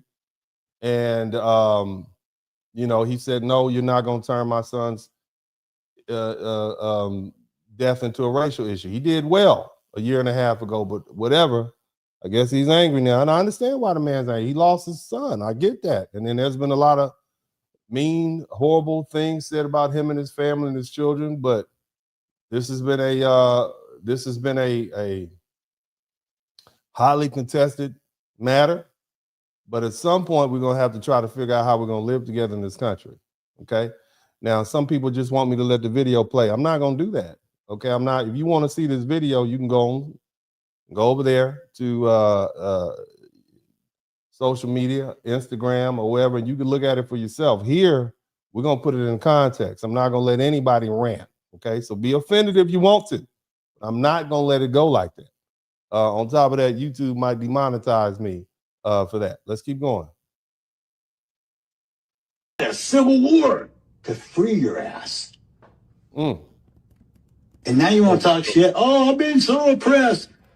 You couldn't even vote 1960.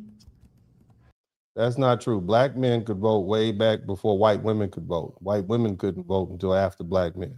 And on top of that, we had the right to vote after the end of this. We had black people who were elected to office at the end of the Civil War during a period called Reconstruction. They were black people sitting in Congress right back in those same congressional seats. So that's inaccurate, sir. But I'm gonna let you continue.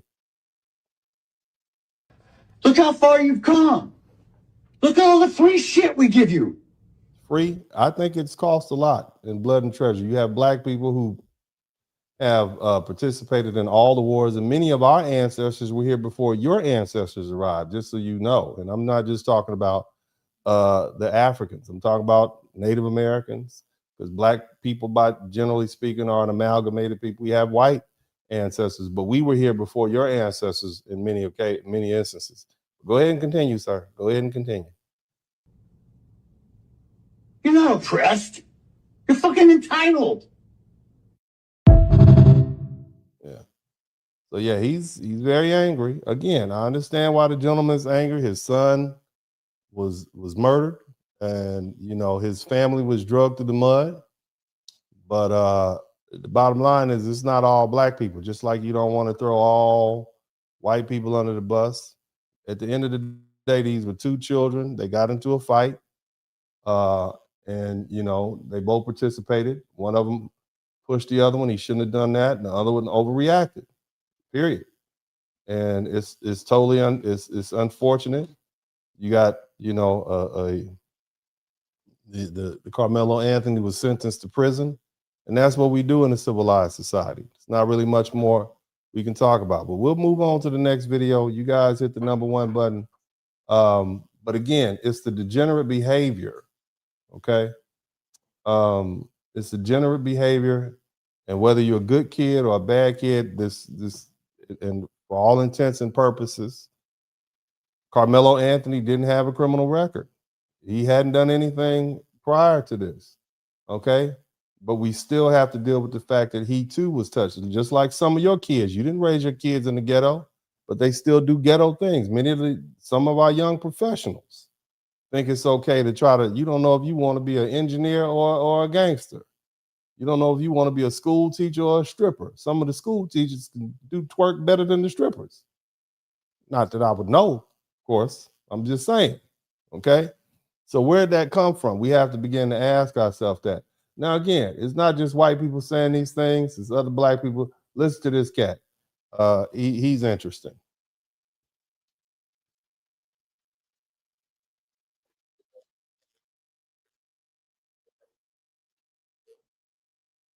More than the actual person who's not with us anymore. The actual victim, they don't care about. Everyone feels sorry for this little monster. I never felt comfortable around you niggas. That's why I got the hell away from y'all. Sir.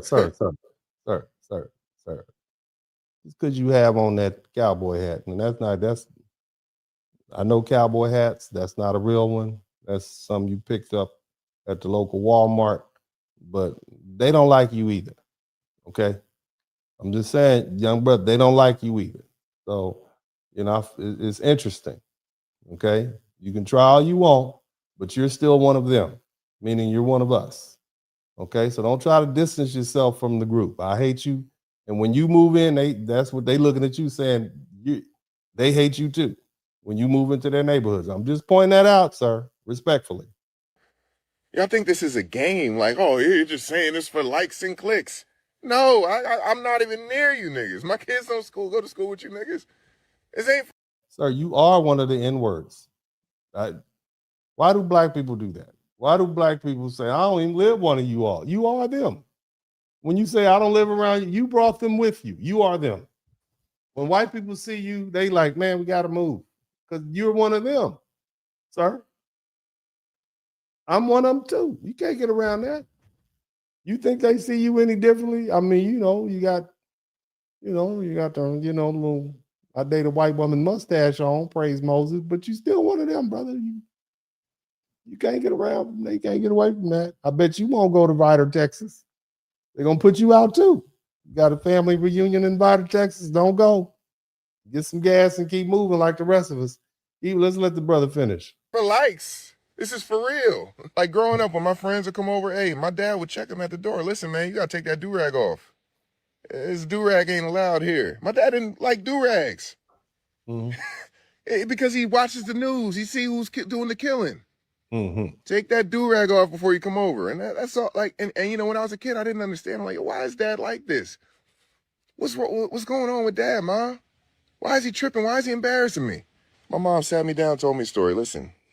Dad had standards. Dad probably grew up in the ghetto, and dad moved away from the ghetto. That's why. But let's let him finish telling his story. Dad's seen a lot of things.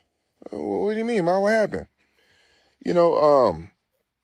I never told you this, and don't tell your father I told you, but when we were young, we used to party at your dad's house, when we were 16, and his brother had just come home from the military. His brother was older, your father looked up to him. He was kind of the protector of the home. Mm. Everybody loved him. He was just a great guy. Just came home from the military. And they threw a party for him. Celebrating, everybody celebrating downstairs. What happens? A knock on the door. My father's brother goes up the stairs, opens the door. What is it? A bunch of monsters. Do-rag wearing monsters. Yo, we want to come to the party. My father's brother tells him, no, you're not allowed. Nobody else is allowed. We're going to just keep having this party and you guys are going to leave. What do? Oh, yeah? Put a gun to his head, shoot him in the head. He fall down the stairs, dies in front of my dad. My dad is traumatized by y'all. Yeah, that's part of the culture that we're talking about, you see? And, we can't ignore that, can we? We always talk about Black Lives Matter, but my question is, do Black Lives matter to Black people? Why is it so easy for us to take another Black person's life if Black lives really matter? I'm just throwing that out there, okay? That's not necessarily the subject we're talking about right now, but again, that is why Black America is trying to divide itself and get away from that behavior.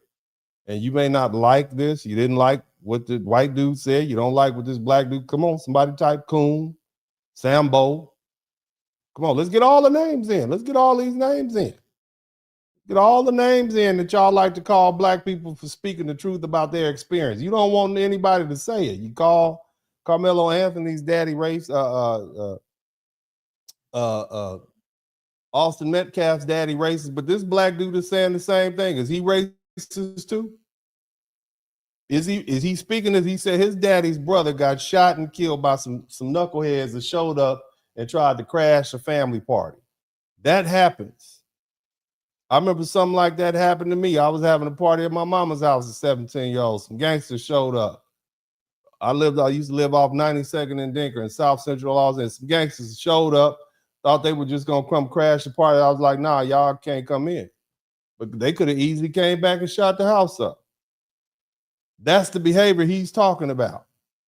Now, is that good or bad? Does it make us sellouts and coons and what, Sambos for wanting to get away from that? Huh? Because see, some of us bring the nigga with us when we talk about getting away, because that's what happened to Karmelo. I know you won't be tired. I know. Karmelo Anthony's family is from Baton Rouge, Louisiana, right? That man that they say is his daddy is his stepdaddy. Where's his real daddy at? Where's his biological father at? Huh? What happens in the relationships when you have a biological father not present and the stepfather is there? Somebody type stepdaddy. Does the stepdaddy have any say so typically in the relationship? I'm just pointing. I don't know. Maybe I'm wrong. Please correct me if I'm wrong. It's my understanding that was a stepdad. You know, the guy that was crying and such and so forth. How much influence and control does the stepdaddy? Because if it was my son, you better not bring a goddamn knife to this school. I'm gonna make you touch every wall in this house if that's my son. But stepdaddy can't really do that, can he? Typically, mama has control over that, right? I'm just pointing out some things. I'm speaking in general. I don't know these people's relationship, but your son brought a knife to school. And it's my understanding it was a couple of times. Can we speak facts? Can we be honest? Are we gonna try to fix this problem? I mean, are we gonna try to fix this problem? Because on one hand, you got a 14-year-old boy running around Columbia, South Carolina with a semi-automatic pistol. On another hand, you got another black boy who's 17 at the schoolhouse at the track meet with a knife in his backpack. Are we gonna deal with this? Are we just gonna keep calling each other coons and sell out? I mean, I'm just asking questions. Somebody just say, I'm just asking questions. What does your son have in his backpack? What does your daughter have in her purse or her pocket?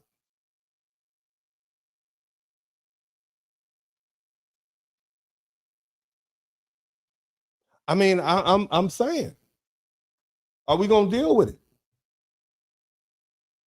Because it's obvious if it's a cultural issue, your children who you raise in the suburbs and sent to these private schools are still going to be affected by that culture. And that's what these white folk are talking about. So when my man gets on here and say, I don't want to live around you N-words, you one of the N-words the white people are trying to get away from, sir.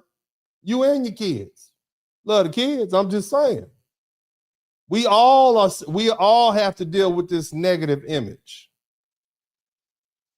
We all are going to have to deal with the prejudice that comes along with being a culture known for who leads with the degeneracy. Do you all get that? The Honorable Elijah Muhammad said this: not one of us can rise until all of us rise. I'm paraphrasing that. So we're all stuck in this boat together. So whether you got a cowboy hat on from Walmart or some boots from aisle 10, you still are subject to that same reputation. You can't get away from it.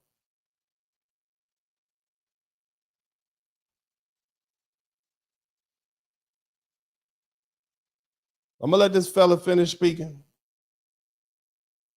In that moment, man, he just didn't want nothing to do with you. He stayed in Brooklyn a little longer, seen more things happen, and then he got to them books. Yo, I got to get out of here. Got to get out of here. I cannot raise a family here. It's not safe. It's a reason why people want to get away from y'all. You have an animalistic monster mentality. Nobody wants to be around. Shoot first, ask questions later. That's how y'all move. Y'all don't even fight no more. Ain't no hands, one-on-ones. Y'all just go straight to killing. Obviously, it's not all black people. There's a lot of good black people out here. There's a lot of monsters as well. And it's a lot of monsters amongst us, and that's why we're dividing and getting away from them. Somebody typed the Great Divide in the chat room. Somebody typed the Great Divide in the chat room. That's why we're trying to get away from them. it's not hard to tell who's who. And that is exactly why Austin Metcalf didn't want that boy around. He was right. Well, it's hard to hear, right? This is hard to hear, right? Somebody type Coon. Come on, let's get all the name calling in. Somebody get all the name calling. Coon, sell out. Come on, let's hear all the names. I want all the names. Give me some better ones. I need some better names. That's why we're trying to divide. And the minute you're trying to divide and you point out the degeneracy and explaining why you get called mean names, but we don't care. I don't think people care no more. If it's a matter of safety and security of your family and your peace of mind, I don't think people care anymore. I think we like, nah, we'll go ahead and be the trash pandas. We just gonna get away from around y'all. We won't be at the cookout. Not coming to the cookout ain't safe. Okay. Let's keep on listening to some more black people talk about it. Let's see what this is a black place in our city recently, and a life was lost, and another life was sent away to prison for over 3 decades. And it's dividing the city, and all that's just stupid to me, to be honest with you. Keep the main thing, the main thing. The main thing is we got to cover our young people. Hello, somebody. We have to cover them, and we have to teach them about self-control. Hello, somebody. I'm sorry. Hold on. Did he say self-control? Because when I said self-control, y'all told me, y'all told me I wasn't black. That's what y'all told me. Y'all told me what y'all thought I was a quadroon. What y'all tell me? Come on, what's all the words you say? I said he was bullied. Y'all, he was bullied though. That's what y'all told me. Self-control. Somebody type self-control. Some of y'all don't have self-control. You do something to me, I'm doing whatever. You can't control what I do. Well, the law can control what happened to you. The law controls your behavior. But I'm gonna go ahead and let the pastor finish speaking. I know y'all told me not to interrupt. I'm gonna let the pastor finish speaking and saying what he was saying. Self-control. If there was an element of self-control in that whole equation, on both sides of it, turning the other cheek, self-control, if there was the element of that, it's quite possible we wouldn't be here in this situation. So sometimes we make it a big thing, and listen, I'm not telling you how to feel, but I am saying I'm a solutions person. Solution. We can whine and complain all day long. I'm looking at that saying, hey, what can be different? And something so obvious comes out of it to me, self-control. Yeah. And don't bring a knife to school. How about that? How about don't bring a knife to school? Keep your hands to yourself. Don't bring a knife to school. That's good. Hands to yourself. Yep. Use your words responsibly. Yep. Hello, somebody. Don't be overcome with evil. Overcome evil with good. Stay in control. And I've been preaching that all year. That this season in the world is going to necessitate emotional regulation. You know what teaches you self-control? I want all you gentle parents to come to the front. All you gentle parents, come on up to the front. Self-control. You know what teaches kids self-control? A butt whooping. That's how I learned self-control. I used to get whipped with belts and switches. You know what a switch is? Have you ever been hit with a peach tree switch for doing something you shouldn't have done? That's how you teach kids discipline. I know, I'm sorry. I apologize. I'm sorry. I shouldn't have said it.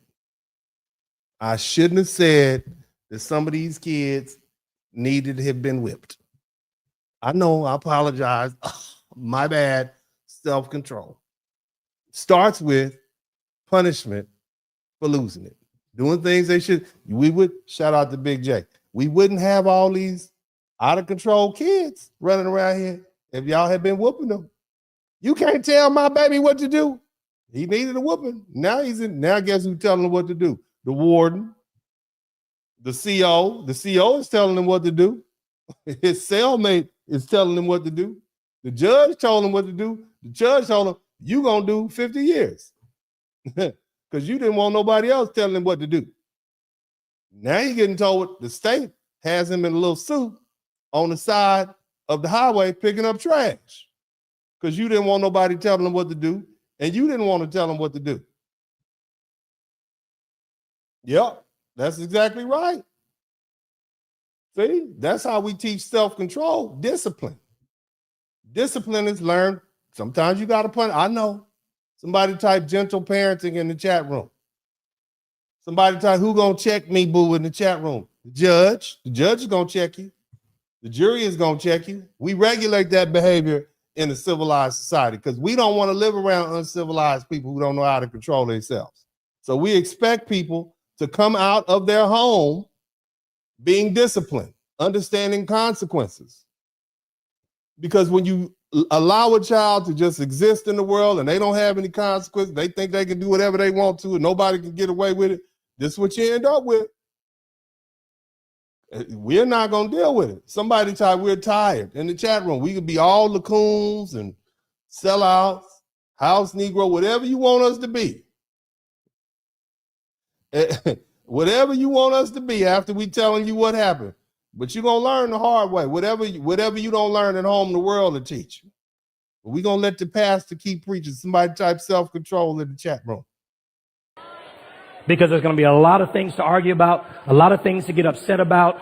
And here's what the Bible says. The Bible says, he who doesn't rule his own spirit. Come on, family. The person who doesn't rule his own spirit is like a city whose walls are broken down. There's no protection. There's no safety. There's no strategy. Speak on it. And bad things happen as a result of it. So I want to pray for the men. I want to pray for the young men. And I am going to set up, and you'll hear about it because I want to make certain that we have maximum participation. I'm going to find it a good time. But I want to talk to young people. Talk to them, Pastor. Talk to them. I want to talk to them. About self-control, emotional regulation, right? Respect, mutual respect, love, and de-escalation. De-escalation. Come on, self-control, ladies, is not just men. Self-control is also not twerking your little booty up in the street. I just want you to know that. I know you think you're cute, and you probably are.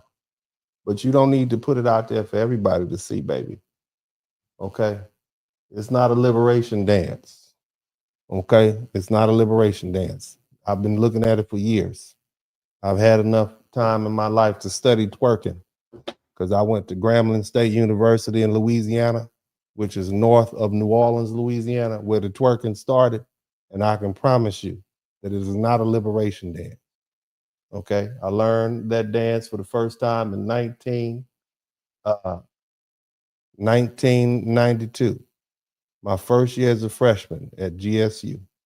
There's a lot of ladies that I didn't understand the words that were coming out of their mouth, but they did twerk on me. I didn't ask them to do it. I was just standing there minding my business with my white T-shirt with the crease in the middle, okay, with my swap meet jeans on. Minding my business. They start twerking on me. All right. So what I'm trying to say is your behavior in public is also a matter of self-control. You can't do everything you want to do. Not in this world that we live in. Let's let the pastor finish speaking. De-escalation. De-escalation. So let's be in prayer for that. Let's be in prayer for a lot of things. And family, please, as kingdom citizens, be angry but do not sin. Yes. Don't sin. I'll just take this liberty. Jesus said, the scriptures say, be angry. In other words, don't kill people because they push you. That's what the pastor's saying. I'm gonna let him go on here and go back to the congregation. But you all get the point. Again, a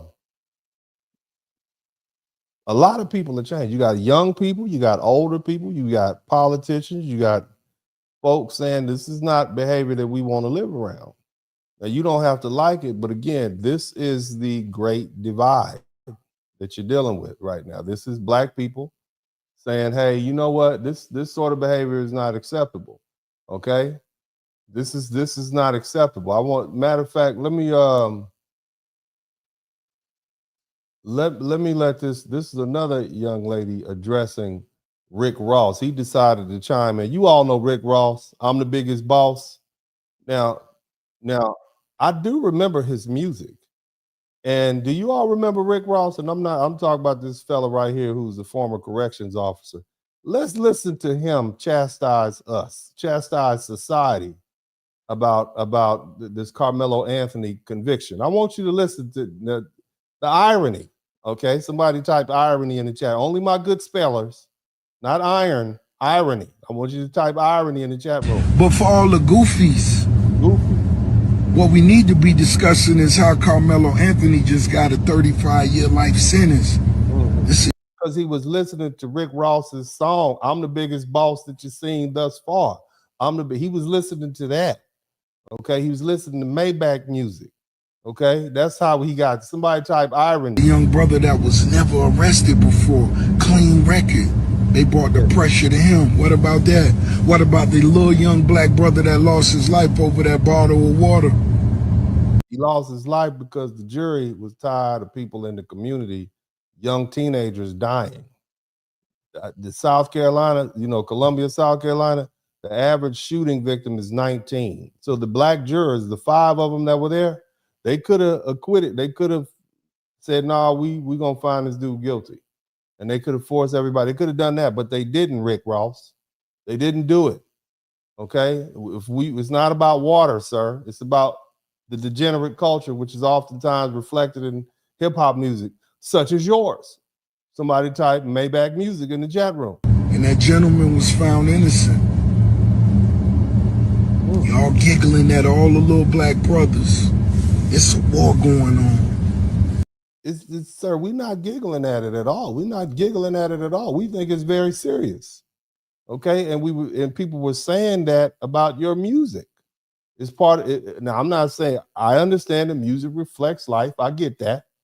Okay, I get what you're saying, but you still promoted that degenerate behavior, that destructive behavior, the drug dealing culture, the violent culture, and you yourself are a former prison guard, sir. You are a former CO. You were the police. You are a cop, as the prisoner say. You are a cop, so you yourself didn't have a criminal record, but you talked about gang culture, and you spoke about criminal activity. Oftentimes, it helped permeate the community. The great music, man. I love the music, but it's still the message in the music. Okay. So you're part of the problem. Somebody type irony in the chat room. And the goofies don't see it. Sir, you're correct. There is a war going on. Yes. My concern is that you don't see it. I murdered all of my foes. Contract killing. Damn. 20K, I'll get your grandmammy pinned to the ceiling. Damn. Midst of war, I piss on graves. Kids get grazed by my piss poor ways. Do him in cold blood. Look him in his eyes. May do him with no gloves. Beat the case like Orenthal. Above the law, it's so hard to pin the big dog. Put Molly all in her champagne. She ain't even know it. I took her home and I enjoyed that. She ain't even know it. So let me get this straight. People like Rick Ross, who make the music that our generation of young black boys and girls listen to and consume regularly. People like Rick Ross, who write these lyrics, are the ones telling us that we should be concerned about our Karmelo Anthonys. They're the ones that say they care about our next generation. No, sir. Listen, if you say you can. That's what he said, baby. He said that. That's what he said. Go ahead. Go ahead. Care about the black community, but you condone music and lyrics like this. You condone leaders in the black community like this. You're propping up artists like this. You're playing artists like this. You're listening to crap like this in the black community.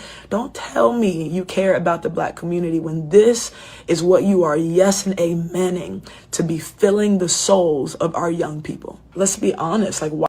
Somebody typed boss in the chat room. I'm the biggest boss. Remember, that's what he was talking about. Now he's telling us about the crime issues. Okay, let's keep listening. Why are we surprised in moments like this when we pump music like this into the black culture and we celebrate it and we listen to it and we go to their concerts and we buy the tickets and we follow them, all the things, and then we're trying to figure out why our young black men are responding by stabbing somebody, by shooting somebody? Guys. And see, here's the thing. It's not so much that. It's also that people outside the culture are associating this sort of criminal activity and degenerate behavior with black people. That's what I want you all to understand. See, this is the message of who we are that's being pushed out into the greater world. We're represented by Rick Ross. We're represented by all these other rappers that all they did was talk about shooting, killing, and selling drugs. That's what we represented by. Name another culture that's represented by the most horrible group of people in the criminals in their community. I mean, the closest we can get is the Italians, and they still have to deal with that reputation. Every time you see an Italian, are you a mob guy? Are you a maid guy? Are you associated? These sort of things, and they don't like it. And I'm happy that's dying down for them. I know there's a lot of Italian people of Italian descent, listen, and they would tell you, we don't like that.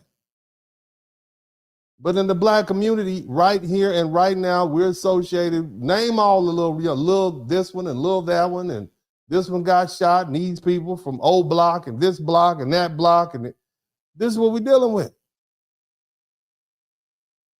This is what our culture is associated with. So it's not just the fact that our young people are listening to it. The rest of the world perceives us as these degenerate, violent people based on our art and expression. Do you all see the problem? It's starting to make sense now. Somebody type coon in the chat room. I'm a coon for saying it. I'm a Sambo. I'm a Sambo for telling y'all that. I'm the bad guy. Not the people who've been pushing dope in the community and selling drugs and shooting other black people. No, the black lawyer is the bad guy. The black lawyer who stayed out of trouble, who raised his kids. Okay, I'm the sellout. Not the drug dealer that you promote. Not the gangbanger that you talk about freedoms. No, the lawyer and the doctor. We all sellouts. The engineer, the hardworking truck driver, the plumber, the engineer, we the sellouts in the community. I want you to think about that. I'm just saying, sounds to me like we may be off balance a little bit. I'm just saying. We still celebrating Nipsey Hussle. I know Nip. Y'all don't even know him, but y'all shedding tears for Nipsey Hussle. But that black man who's been working in the community, fixing, raising his kids and repairing air conditionings and staying out of trouble and down there at the football field, who coaches your little league team or AU football team, oh, he's a nobody. He's just the N-word. I don't know. Sounds to me like our value system is a bit distorted. Or perhaps we don't know who the real sellouts are and who the real assets are to the community. I don't know. Y'all tell me. I don't know. Let's keep listening to the lady. We have to get honest about the culture that we are living in, the culture that we're creating. Culture is created by what you celebrate and what you tolerate.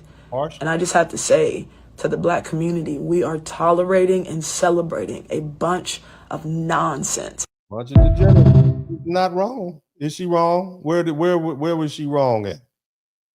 Where was her statement erroneous? I need to know where the statement was wrong. Didn't sound wrong to me. Sound like she was right on point. At what point do we begin to say, nah, that's not good for us to consume? We're good on that. Let's keep listening.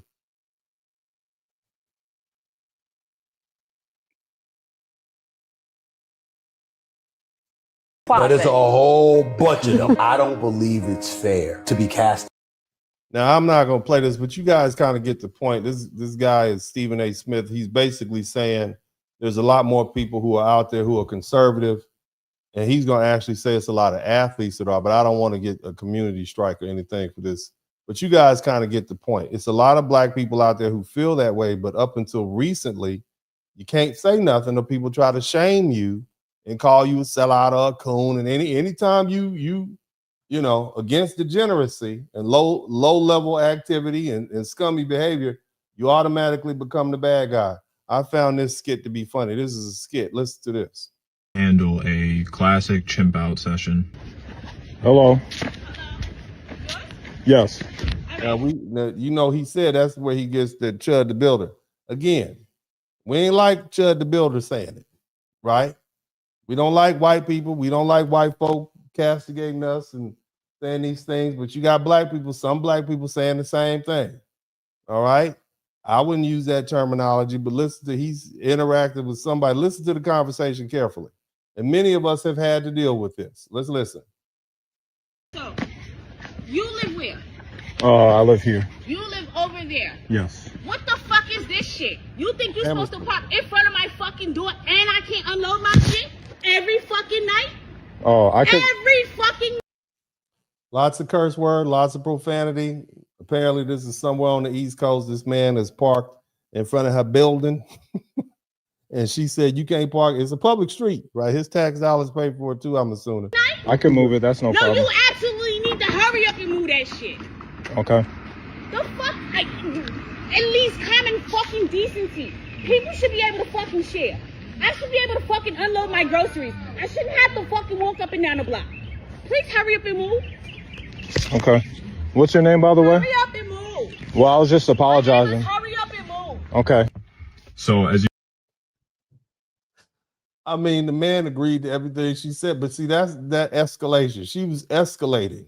Now, if you get two people together who want to escalate from that same degenerate mindset, it's going to end up being a fist fight in the street over a damn parking spot. And this is how you get black people stabbing people because they pushed you. You see that? You see how that works? Y'all mad now? Let me know if you're mad. Because you know it's the goddamn truth.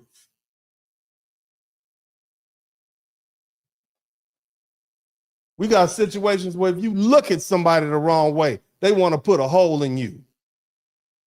You know goddamn well what happened with Karmelo Anthony. You ain't gonna move me. I wish you would. We knew just what goddamn well happened. And if that was two black boys underneath a bleacher, on a bleacher underneath a tent that neither one of them owned, it wouldn't be nothing of this. Y'all be calling Carmelo, man, you stupid, man. You stabbed somebody because you should have just left. You would have said that. We know what's going on in the black community. People die with tennis shoes in the black. We die with colors of the street you was raised on in the black community. You know goddamn well what's going on. Acting stupid. So you can try that with the rest of but you can't try it with me. I got a PhD in ghetto behavior. And y'all know damn well what I'm talking about. The vast majority, you can't even say nothing to black folk these days. Who you talking? Who you looking at? Ma'am, I just asked if you would, move your basket so I can get by. You better not say a goddamn thing to him.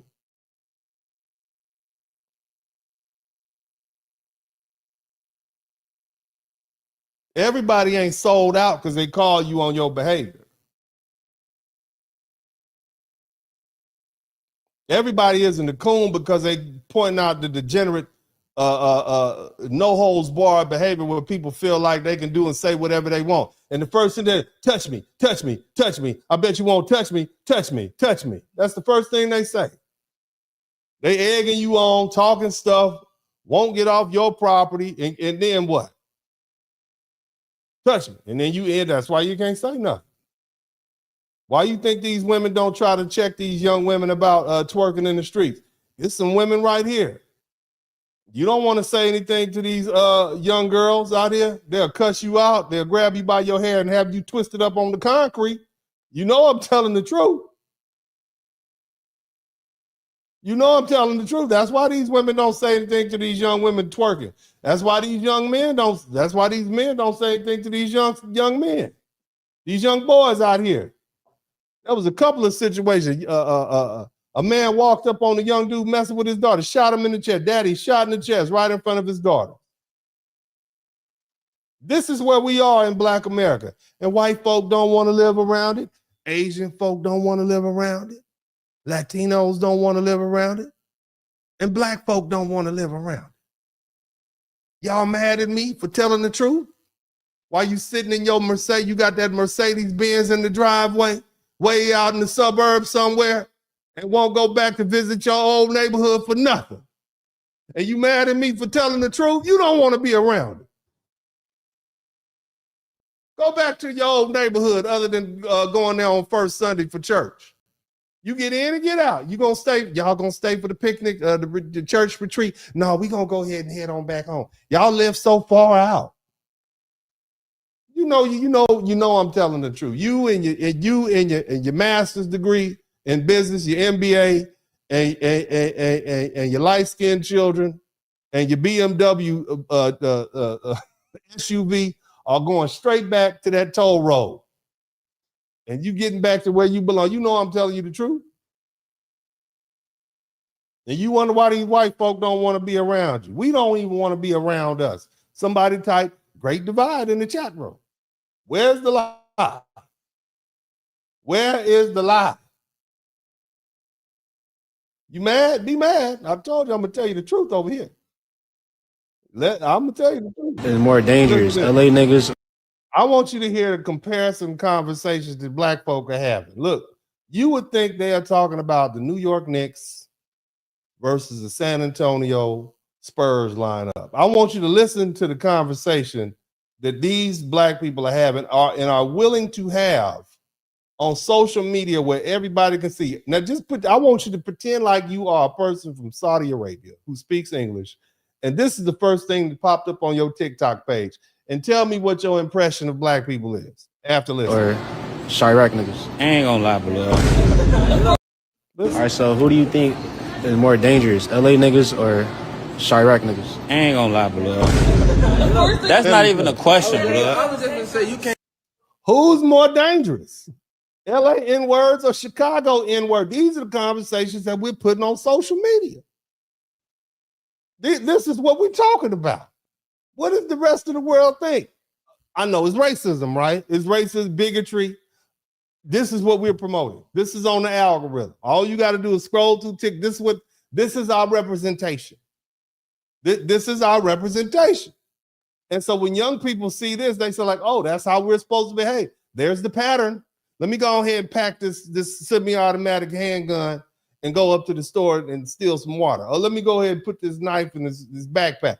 This is the message sending out. Now, who's mad? Come on, type sell out. Boom, put that in the chat room. Go ahead and type that and put Sambo in the chat. I want to hear all that.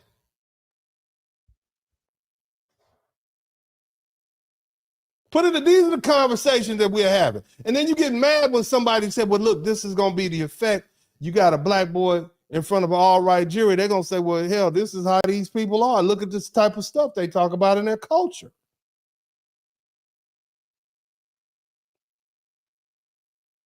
How do you fix this? You divide yourself. That's how you fix it. That's how you fix it. Somebody type great separation in the chat room. Nothing you can do about it but separate yourself. But let's keep listening. You can't even compare See, look, this the difference though now, yeah, because you can't really compare, because it's like a how can I put it, folks? It's like a neighborhood thing. Like y'all really ain't got no trenches for real, Scud. Y'all probably do us probably some shit we never heard of. We got real trenches, blood. And our house be like the next alley down from us and shit. This Like, is you know? something to be proud of. So it really be going on. This is something It's to be proud I of. ain't seen no gangster shit happen in LA. I didn't. From They proud of. Y'all ain't got no real trenches.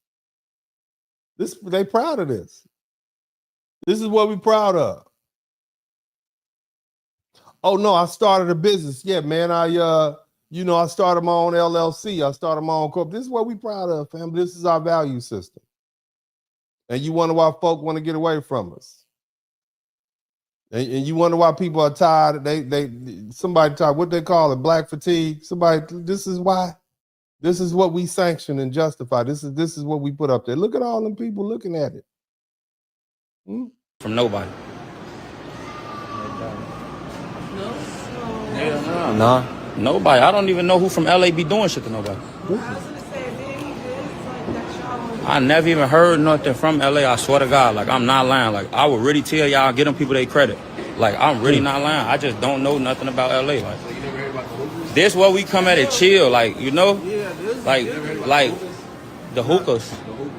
Yeah, I'm just saying. You know who I heard about? And they ain't even gonna mention that. Matter of fact, I ain't even gonna mention it. Because they fighting some shit right now. There's only one nigga I heard about. I swear to God. And that's because they got some shit going on with phoning from the city. This is us. That's us. That's where we are. That's where we are. Y'all proud of it. Y'all proud of it. Same. You got to be proud of it, aren't you? You have to be. You condone it. This is the product. These are the people that speak for us. Dear Black community, these are the people that speak for. I know you said no, they do. Yes, they do. That view has thousands of views. Nobody called them a sellout. Nobody called them coons. Nobody called it. No, you call the people who call that out. You call them the sellouts and coons. That's an ass backward way of thinking. To me, in my opinion, that's what I think. But we'll continue. Let's keep on listening. Since, we're going to keep listening, right? Y'all still with me? Let's keep listening.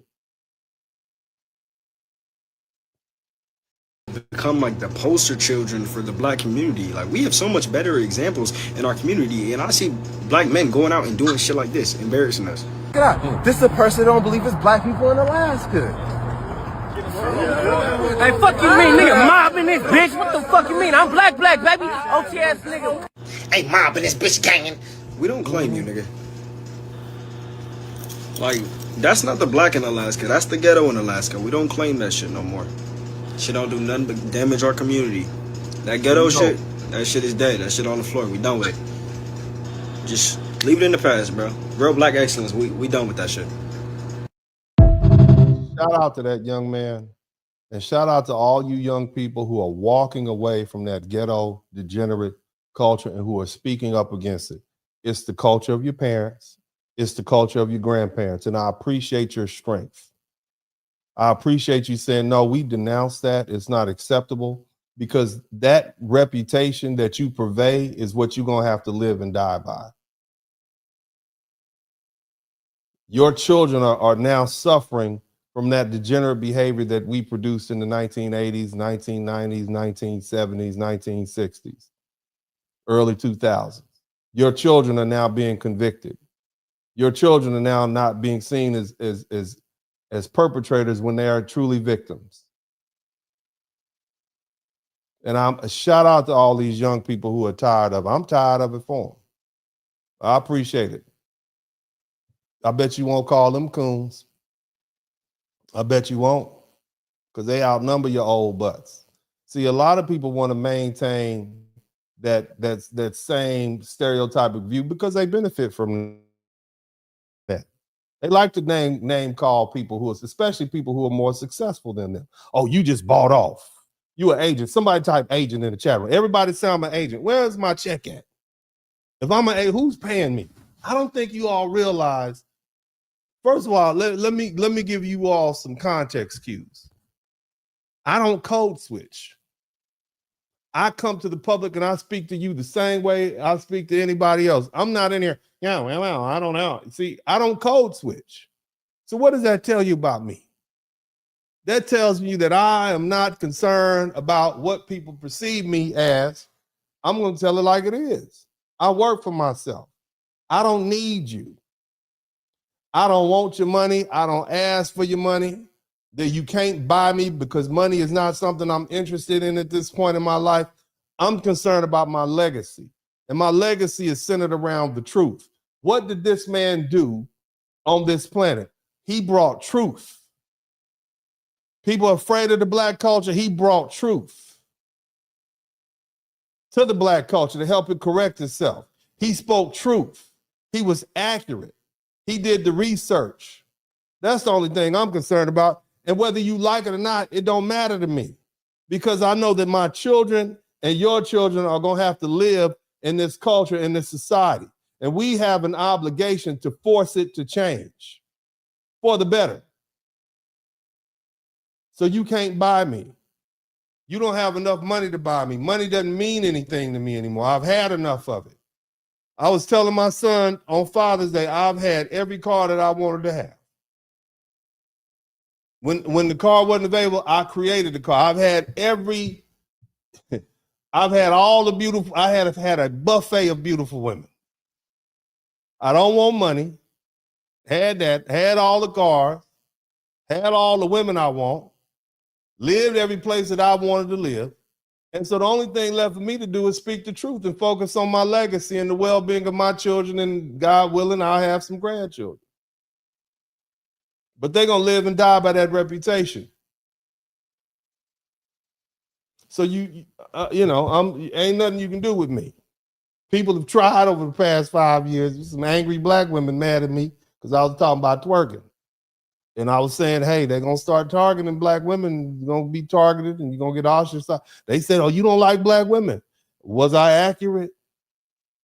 Did it get better or worse for black women over the past 2 or 3 years? Huh? Was I accurate? All my fellas, Mark the Freelancer, all my ICE lords who've been here. Tell these people what I've been saying for years, and you see it happening. I've been talking about the degenerate behavior of these young black boys for years.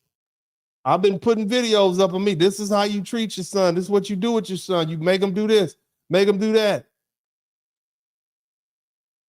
And many brothers have said, yeah, I'm going to go with what Uncle D say do. And it's worked for him.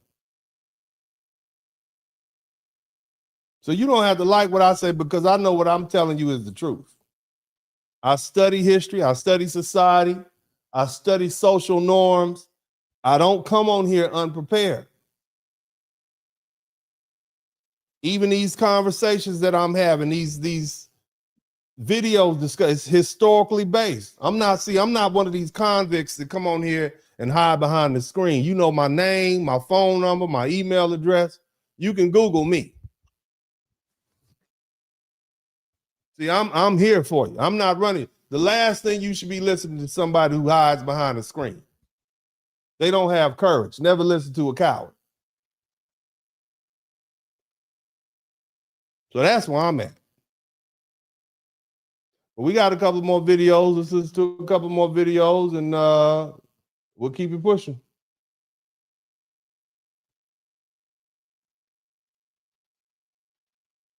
Sign. Whoa, whoa, whoa, whoa. Don't get pissed off at me. Don't get mad at me. This is what they want. They have a problem with Asian people. They have a problem with Mexican people. They have a problem with white people. They have a problem with fucking everyone. If you're not black, they don't want to be around you. They don't give a shit about you. They think that you need to give them fucking everything. And if you fucking don't, then you're racist. Family friendly, excuse the foul language, but people, you know how it is. People express themselves with language like that. But You're the problem. You're this, you're that, you're the third. Hell no. Let's give them what they want. Like I said, there's no bigger advocate for segregation more than black folk. I don't give a shit what you say about this video or how angry or what the fuck ever. Listen. Let's bring back the no black sign. Let's bring it back. They can shop in their local black stores. Oh, black-owned businesses that they keep burning down and everything like that. They fuck up their own communities. They're doing stupid shit all the time in their own communities. They're taking each other's lives at a significantly higher rate than anybody else. Okay, bet. Let's give them what they want, because I don't understand. I don't understand. We wanted to be treated equal. You are. You're being held to a standard that is for everyone. But have you all ever been called out? So a lot of black people say bring back segregation. Y'all remember, do y'all really want to live next to those people you moved away from in the ghetto? Black people, all the black people with your Mercedes Benz and your BMW and your Range Rover. Do you really want to move next to those black people again? Huh? Is that what you want? Let me give y'all some historical context. So you've heard of the first migration and the second migration. This is when black people moved out of the South. From about 1880 to about 1820-ish, more or less. Black folks, that was the first migration. The South had got bad, segregation had ended, Reconstruction had ended. White folk came back in and they was kicking butt. So we moved to places like Kansas. They always had enclaves of black people all around, but those new black people moved from the rural South. And so you had these enclaves of black people in places like Detroit and Los Angeles. And so you had these black people straight out the country ghetto black people shooting and killing and chickens in the front yard and all that. And you had these sophisticated black people like, damn, man, they moving us in here. Now, moving in here from these places. And so this is between 1800, 1880, 1920, more or less. And so those people were unacculturated, if you will. All right. And there's a gentleman named Thomas Sowell. The truth is, I've just been introduced to him about 4 or 5 years ago. I just saw some of his videos and then purchased some of his books. But he refers to it as unacculturated black people moving out of the South. And they came to these black enclaves in places like Los Angeles. And these folks was like, man, they are tearing this place up.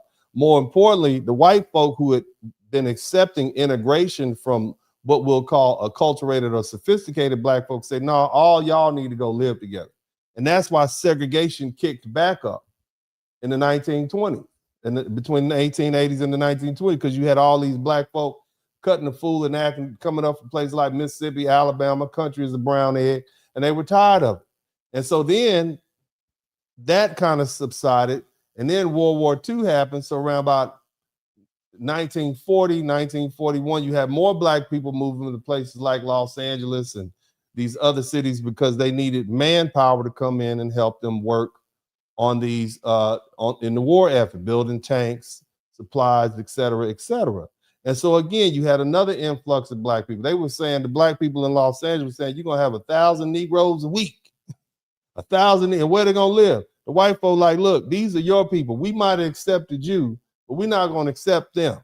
And so that's how segregation kicked back up again. We don't want you Negroes coming past Main Street. Okay, so you understand that all black people are going to suffer the degenerate behavior and experience it if we go back to segregation. You're gonna have to live next to it. And we've been through this before, whether we're talking about the first migration between 1880 to 1920 and the second migration of black folks out of the South, unadulterated country, or we would call them ghetto black people coming up after the 1940s. We all get in there. We all have to suffer. And so when you start talking about we were better doing segregation, do you really want to live next to these people that you moved away from your old neighborhood? Do you want the crackheads from your old neighborhood to move forced? Do you want to be forced to move back to your old neighborhood? When you start, or do you want to have the freedom of moving around and living where you want to? I'm just saying. I'm just asking questions. Somebody type asking questions. Again, I'm asking questions. You don't have to like what I'm saying, but it's hard to hear from people like this, huh? It's hard to hear. But we've had to deal with that before, and it set us back decades, centuries, if you will. Okay, because we've always had sophisticated groups of black people in the United States, but every time we're forced to have to deal with the unadulterated ghetto neighbors, country neighbors, cut up and act a fool, it brings us all down because they don't see us as separate. We all black. We all N-words. You see, we all degenerate behavior. Cop see you, He see them. He doesn't even see the difference. Same thing with trying to get a job, trying to get housing. They don't want to live next to that. It's a bad reputation. And you see what type of image we putting out there. You don't like it, but you don't like it.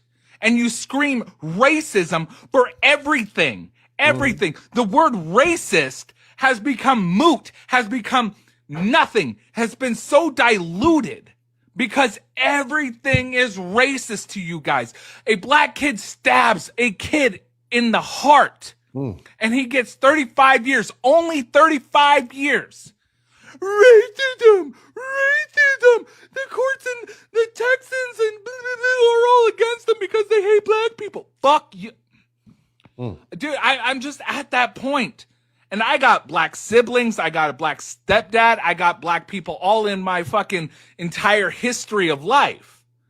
That dude said, I got a black stepdad. Is that why you angry, sir? Because your mama is banging a black man? I'm just saying, you got black siblings. I don't know. Seems a little pent up there. You're going to have a very interesting Thanksgiving dinner. I'm going to let him go ahead and finish. And I love these people and I would die for these people. But at the same time, other people, other black people are sitting there screaming that everything is racist. I can't fucking handle it anymore. Give them what they want, dude. Give them what the fuck they want. Leave them to their own shit. And let's see how well that fucking works out for them. Because they don't understand that they are the problem in their own fucking community. I'm just done. I'm just done. Now, again, we can talk about the social and financial issues like redlining and all those other issues. But at some point, we also have to address personal conduct. Okay. And a lot of the issues that we're dealing with in the black community has to do with personal conduct. Nobody told you to take that brick and throw it into somebody's window and run away. The white man didn't do that. You did that on your own. Okay, at some point, we have to just start taking responsibility for some of our behavior. And it also has to do with the fact that parental supervision. Now, dads, fathers, I know we got a lot of involved black fathers, but unfortunately, you all are gentle parents too. Somebody type gentle parenting. We have a lot of gently parented black. You don't like the way you were treated. Okay. And some of y'all overdo it. But I'm gonna let y'all listen to this brother talk about father authority or black male authority in the family. Listen to the brother. Young 15-year-old black kid shot point blank in New York. Fatherless kids all around. You can tell all these kids around them sitting there watching, ain't got no daddies at home. It's disgusting, man. The way that this entire nation has turned. These fatherless kids are harassed in the streets. I go into the courtrooms every week and see these kids. You look across, ain't no daddies in there. 1 out of 20 may have a daddy in the courtroom where these kids are the ones out violating our communities and our neighborhood, and almost all of them are black. But then we want to talk about all these social justice issues and these issues and that issues. The issue is we ain't got black daddies in the house. And see, here's the thing, and look, we do have some black daddies in the house. But if you're a black daddy in the house and you're neutered, in other words, your woman is telling you what you can and can't do with your kids and threatening to call the police on you, and you got daughters that are out of pocket and threatening to call the police and this, that, and the other, then you're neutered. You can't put that authority down. Let me tell you something. I know y'all might not like to hear what I have to say. And I know. But at a young age, you got to instill the fear of God into your children. And you need to be sitting as God in that place. They need to fear you. Don't try to be your children's friends when they're little. Scare them to death. Threats, scaring them, and sometimes corporal punishment, because that's the only thing to work. That fear and that fear and reverence that they have for you is the same that they're gonna have for authority. You got to do it. You can't be a daddy and be the good guy in the relation. You can't be the good guy. You're not their friends. There'll be time enough for you to be friends with your children when they become adults. As their children, you don't need to be their friends. And the respect they have with you is going to be the same respect they have for authority. Their teachers, their the cops, the other law enforcement figures they deal with, other adults. That's how you do it. And I know that's not popular to say. And we got a lot of mothers who will jump in and say, oh, you being too hard on my baby. You saving your son's life, especially. You saving your daughter's life. I'm trying to help y'all. It's hard to raise children in 2026. But what we can't lose is the fact that the kids need to learn to respect authority. You don't have to like what I'm saying. I got 3 boys, and I see how it works. I know it worked for me. I come from a long line of very harsh, disciplinary, oriented black men. And that's why I'm successful, because without discipline, it's like having you got a wild stallion running around the countryside. But we'll let the brother finish speaking. You know, you want to keep your son out of the penitentiary? Teach him some discipline early and self-control. And this is a problem that we need to try to fix as black men. We are letting our own communities and our country down. We're a disgrace to the world. Disgrace to the world. 70% of our kids ain't got no mom and daddy together in the house with them raising them. And we don't think that's a problem? It's biblical. The last verse of the Old Testament. He shall turn the hearts of the fathers to the children and the hearts of the children to the fathers, lest I come and smite the earth with a curse. The curse that we're seeing right now is that curse, the fatherlessness curse.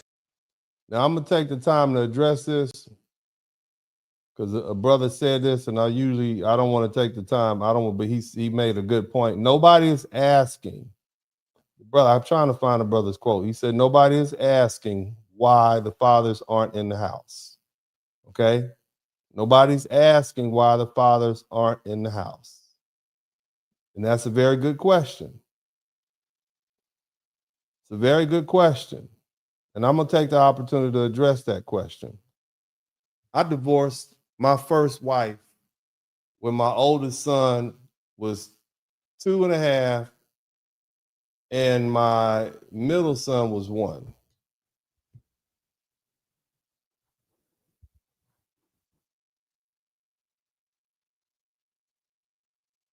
I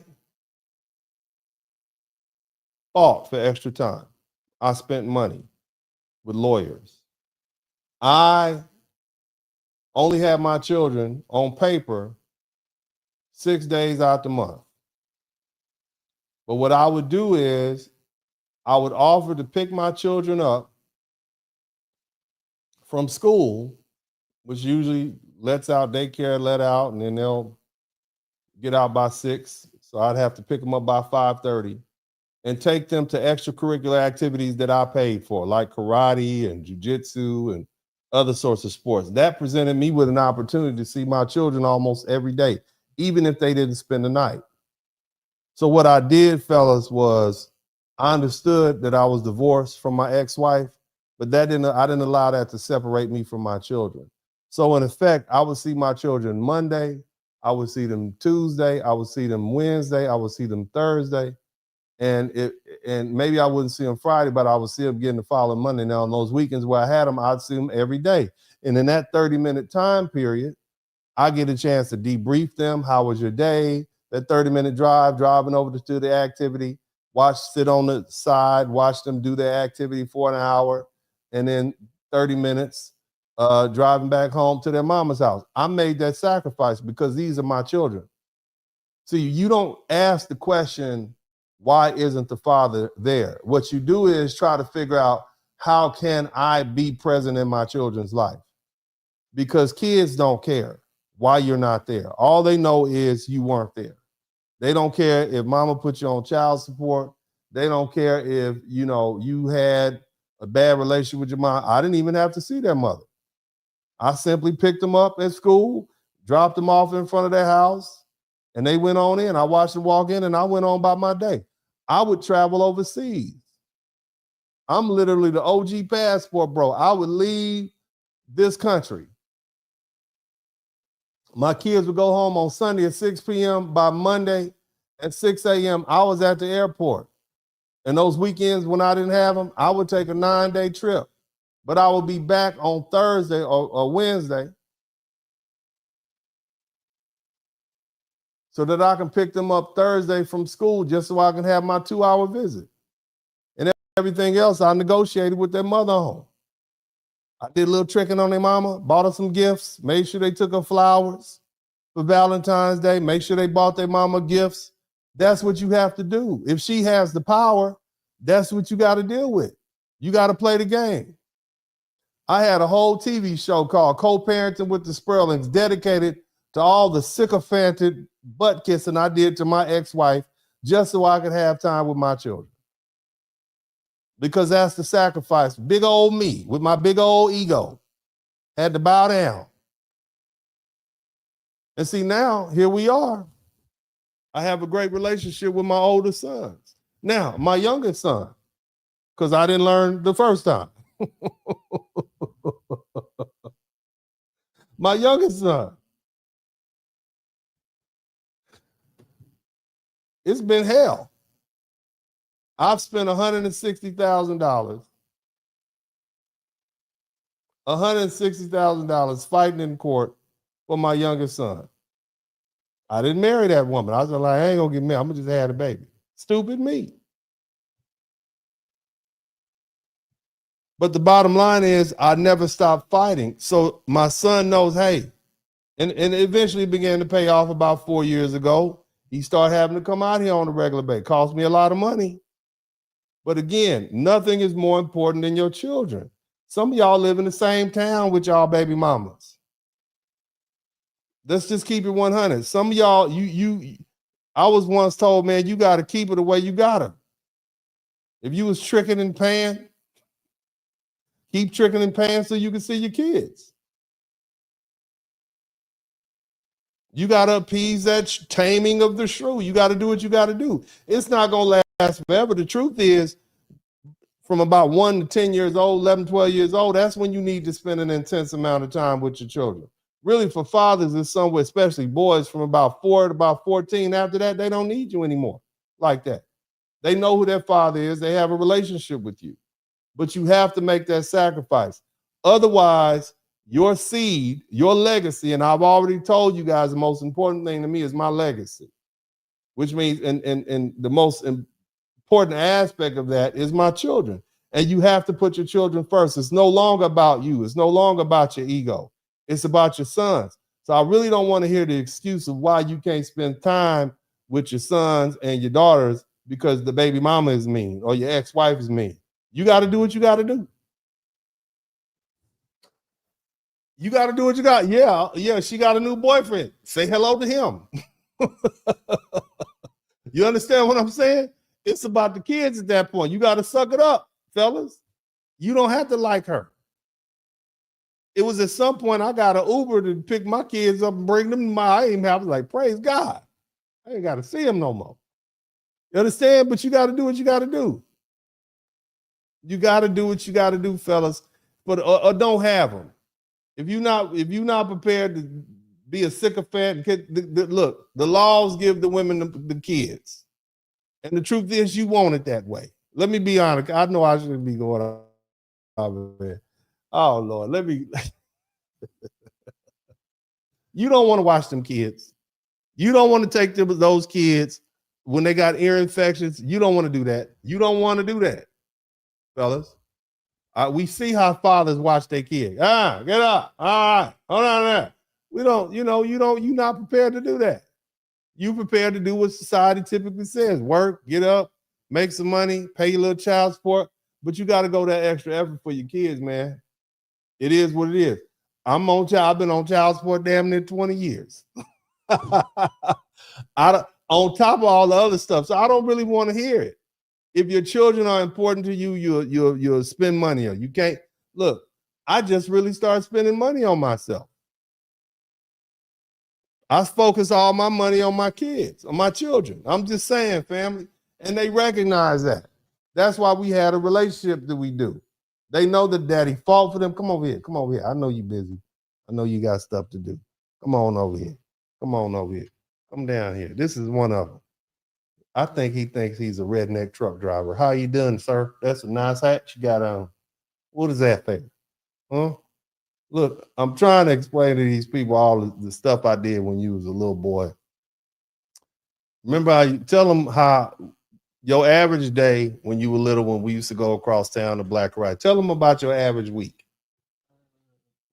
Introduce yourself to the people first. This is the third. Somebody type the third in the chat room. This is Dennis Spurling the third. Go ahead.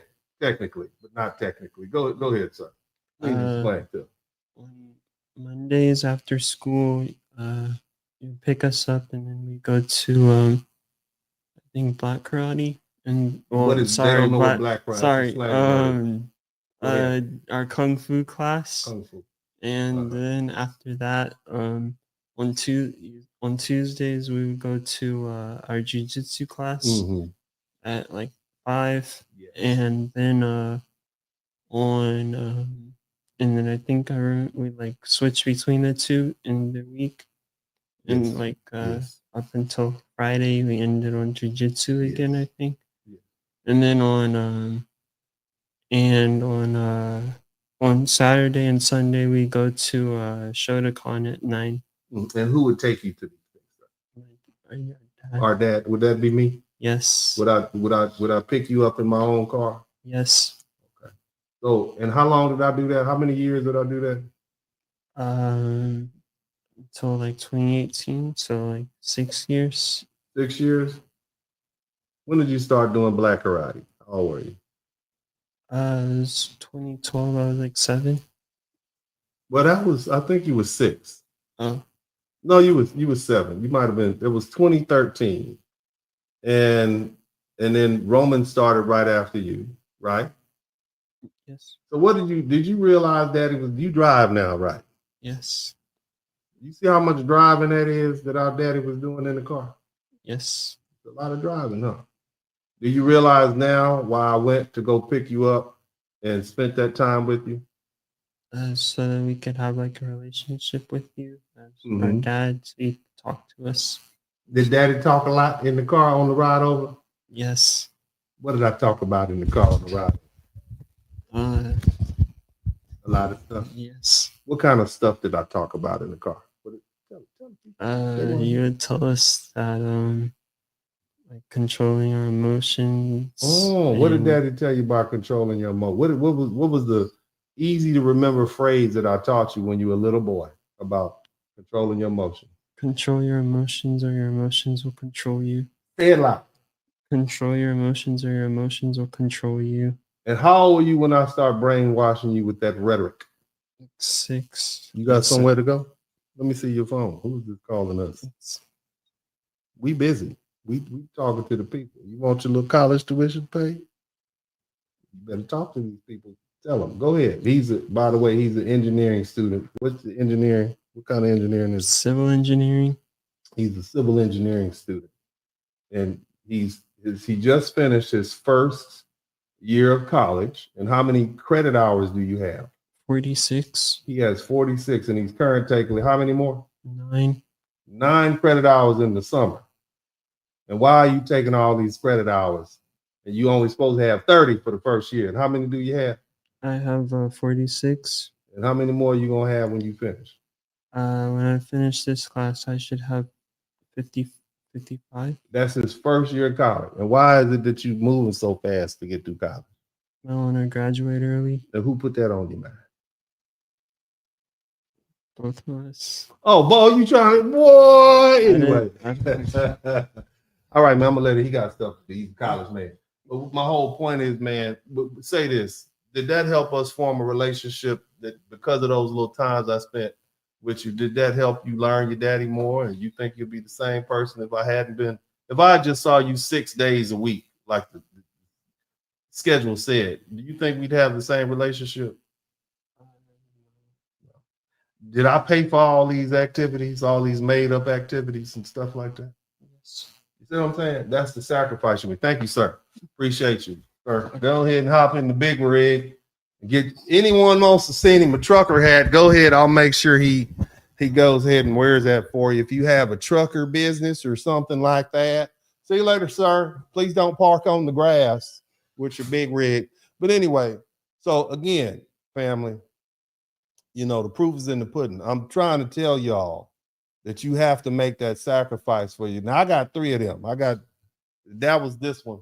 I got that one over there and that one over there. He's very soft-spoken, very quiet, very kind young man. He just started his own little construction business. I thought that was pretty cool.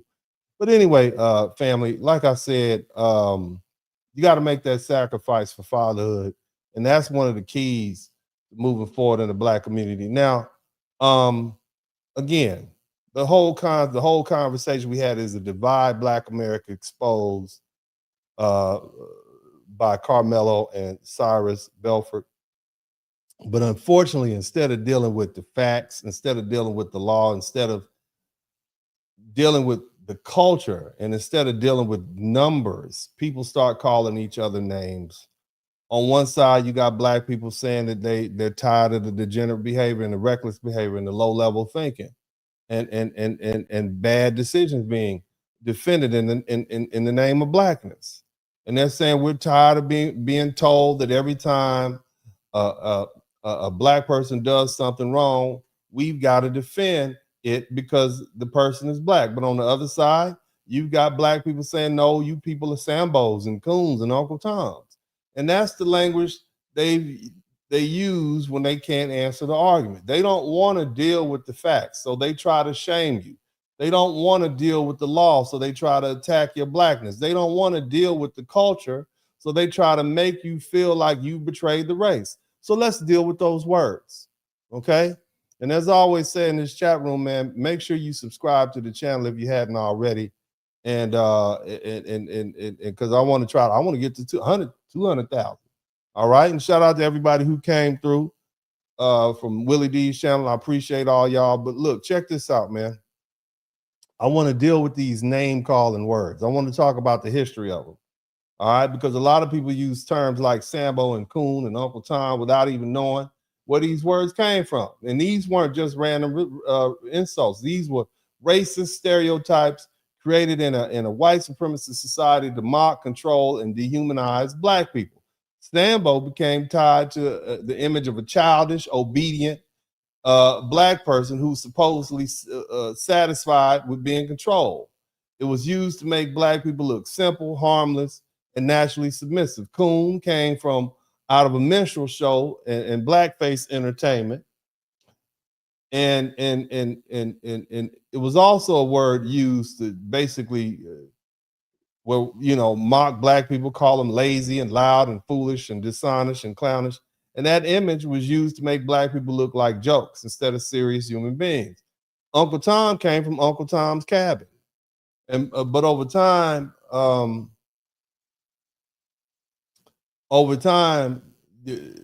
the original Uncle Tom character was more complicated, but in American culture, the term became an insult for Black people, who are too submissive to white folk or white power, or willing to betray Black interests for acceptance. Now, so to understand what's happening when Black people call other Black people Sambos and Coons and Uncle Tom, they're taking old racist language and using it against each other. These were words created to reduce Black people. These were words created to make Black people look stupid or weak or childish or clownish or disloyal. And now some Black people use the same words whenever another Black person says, I believe in the law. I believe in order. I believe in discipline. I believe in family. What's wrong with that? I believe in education. Why is there something wrong with that? Huh? I believe children need to learn self-control. And see, when you realize that, you realize that's how backwards this conversation has become. A Black person can say our kids shouldn't stab people, our kids shouldn't crash out, our kids shouldn't throw their lives away, our kids shouldn't confuse pride with self-defense. And the response from some people is, you're a coon. And that's not an argument. That is emotional manipulation. And see, here's the thing. That old shaming language isn't going to work anymore. Black America has changed. Somebody typed the Great Separation. In the 1960s, a much larger percentage of Black people were poor. than they are now. See, in 1959, more than half of black people lived below the poverty line. Some say it was as much as 55%. By 2020, the official black poverty rate had fallen to 17.1%. That means over 80% of black Americans were not living below the official poverty line. That doesn't mean everybody was rich. That doesn't mean everybody is comfortable. And it doesn't mean, but it does mean that black America isn't majority poor anymore, stuck in the ghetto. And when I talk about black middle class, I'm not just throwing around nice sounding phrase. Pew Research defines middle income households as households making between 2/3 and double the national median income. So that's anywhere from $61,000 to $183,000 a year. So when I say black middle class, I'm talking about people in that range. I'm talking about black households making enough money to buy homes, pay mortgages, send their kids to school, buy cars, start businesses, invest in travel, build some level of stability. And when I say upper middle class or rich black people, I'm talking about households making above that range, and people with high incomes and businesses and investments, professional license, real estate, and assets. And see, that matters because people's values change when their income and their education and their life situation change. You start changing. So if you have that many black people who move to the middle class, that means that many black people's perspective and value system has changed. And nothing wrong with poor people. We're not saying that you can't have values or middle class values, but you had to have them to get to where you are because you rearrange your priorities. And so a black person who's trying to protect a mortgage isn't thinking the same way as somebody with nothing to lose. A black parent who's paying for school and paying for tuition isn't thinking the same way as somebody who doesn't care whether the school system collapses or not. A black business owner who's got payroll and taxes and insurance and employees and contracts isn't thinking the same way as somebody who thinks everything is about a protest or emotion. A black lawyer like myself, a doctor, an engineer, a nurse, a teacher, a police officer, firefighter, hell, somebody who owns a trucking company, a real estate agent, even our skilled tradesman. It isn't automatically going to take advice from somebody who hasn't built anything and doesn't own anything and doesn't have anything to lose just because they call him a coon. And see, that's the part people don't want to say out loud, but I'll say it. Successful people don't usually take life advice from unsuccessful people.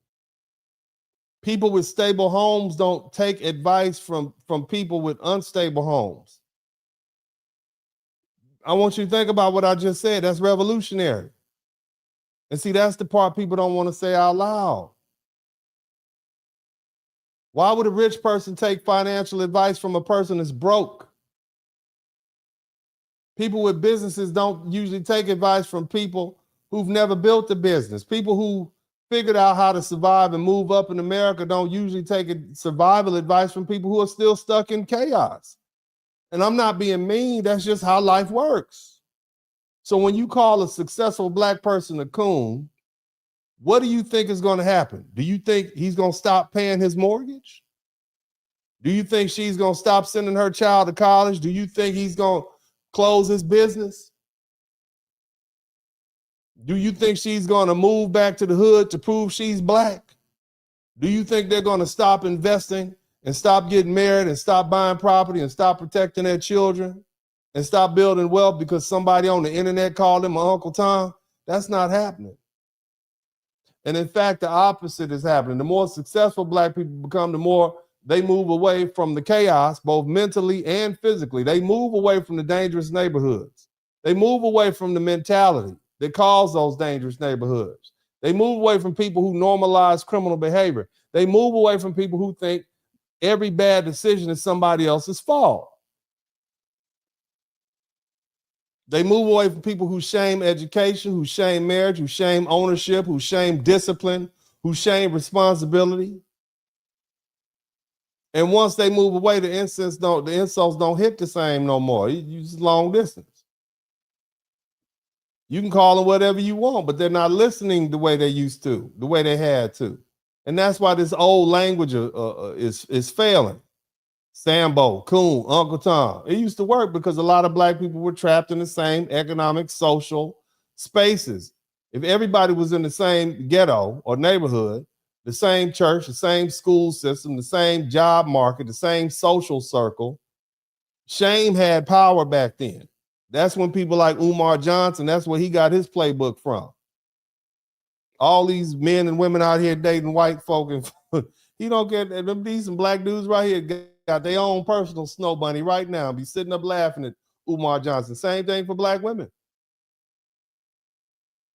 We don't go to church together. We don't see each other. They can just turn you right off and you never exist.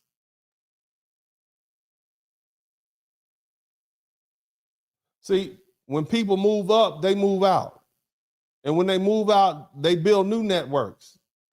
When they build new networks, they stop needing approval from people who are still stuck. And when they stop needing that approval, the old insults lose power. They don't care what you think. And that's what you're seeing right now. A growing number of black people aren't scared of being called names anymore.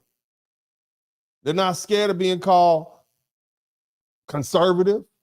They're not scared of being called bougie. They're not scared of being called boule or sellout or coon. They're saying, call me whatever you want, but my kids aren't going to be raised. They're going to be raised with standards. My family is going to be protected. My money is going to be managed. My household is going to be stable and in order. My children are going to understand the law and the consequences of breaking the law. And I'm not going to defend foolishness just to prove I'm down and I'm black. And that's why this Karmelo Anthony conversation has hit such a nerve, because this case didn't just divide people over the verdict. It divided people, black people, over our values. Which direction are we headed? One side saying a black child was convicted, so we're going to just defend him no matter what. And the other side is saying a black child made a bad decision. Even if we don't explain the decision honestly, more black children are going to make that same mistake if we don't. And one side is trying to shame that group of black people with insults. And the other side is saying that shame doesn't work on me, because I'm not building my life around your ghetto approval. So let's be clear. Calling people these names, Sambo, Coon, Uncle Tom, Boule, Bougie, it ain't going to stop nothing. It's not going to stop the conversation. You are not in their tax bracket. You are not in their clubs. You're not in their organizations. You're not in their peripheral. You're not even in their rear view mirror. They so far removed from you. It's not going to stop black people from demanding discipline. It's not going to stop black people from wanting safe communities. It's not going to stop black parents from telling their black children to walk away, not the ones who love them. It's certainly not going to stop black professionals from saying the law that matters. And that's what you heard me say. And it's not going to stop black families from moving away from that dysfunction and calling it out when they see it.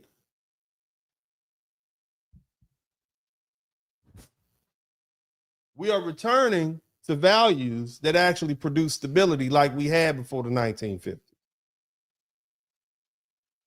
And that shaming language is failing because the audience has changed. Black America isn't majority poor anymore. Black America has more college graduates, more homeowners, more professionals, more business owners, more people trying to protect what they built and have a lot to lose. And those people aren't going to let broke, angry, unstable, or reckless black people define what blackness is for us. They're not going to let the loudest people set the standard. They're not going to let people who defend chaos tell them they betrayed the race because they believe in order. And that's the real divide. See, this is not just a left versus right. It's not just Willie D versus Dennis Spurling. It's not just old versus young. It's not just poor versus rich. It's a divide between people still thinking Racial loyalty means defending everything that a black person does, no matter how degenerate or how wrong. And people who believe real racial loyalty means telling black people the truth before the world punishes them, as you see them setting up to do. See, I'm on the side of telling the truth. Shout out to Everett Overton. Thank you so much for the $99.99. And see, there's another reason that this shaming language is failing. Black people we don't live around y'all no more, man. We not in the old hood. It doesn't have the same power it used to have. In many of these cities, the hood has been gentrified. It's been redeveloped. It's been priced out. It's been broken up or scattered. And even where the hood still exists physically, it doesn't control black social life the same way it did in the 1950s and the 1960s and the 1970s. The street don't run shit no more in the black community. See, back then it was much easier to give another black person a piece of your mind because black people still heavily packed into the same neighborhoods and went to the same churches and the same schools, and we went to the same barbershops and the same beauty shops, same social clubs, same family networks. If somebody called you out your name or question your dedication to the community, they call you Uncle Tom or sellout, that could follow you around your whole community. Your pastor might hear about it. Your teacher might hear about it. Your mother's friends might hear about it. Your neighbors might hear about it. Your cousins might hear about it. That kind of shame had power because the black community is more socially close. But that world has faded. The people aren't all in the same places anymore. They don't all go to the same churches. Their children don't attend the same schools. We don't all live in the same neighborhoods. Hell, they all don't marry the same kind of people. You know what I find ironic? All these so-called pro-blacks, most of them got white girlfriends, white baby mamas. Have y'all noticed that? Have y'all noticed that? Long-lasting relationships. That's the irony. Somebody type irony in the chat room. Your favorite pro-blacks got white women in their life. Did y'all know that? Huh? They don't tell you.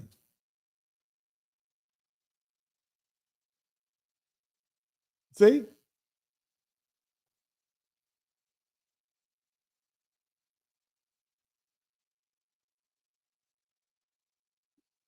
But back to what I was saying, we don't socialize in the same circles anymore.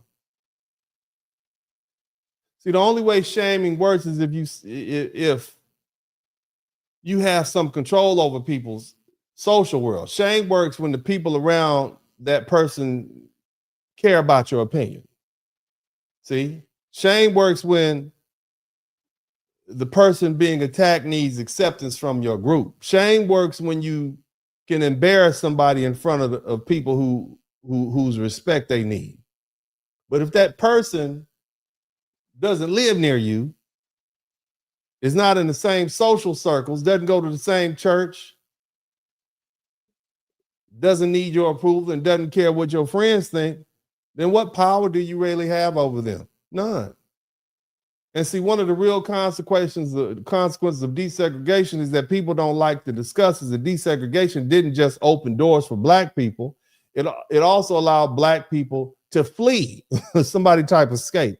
It allowed black people to flee, escape from each other. And I'm using that word purpose, the flee, because black people were forced to stay together during segregation.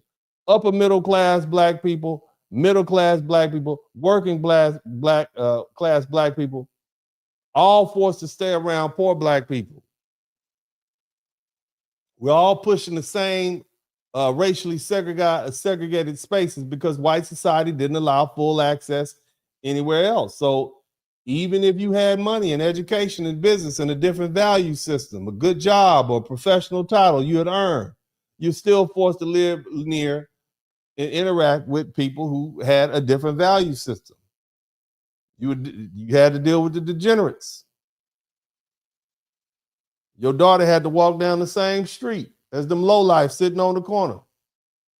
You understand?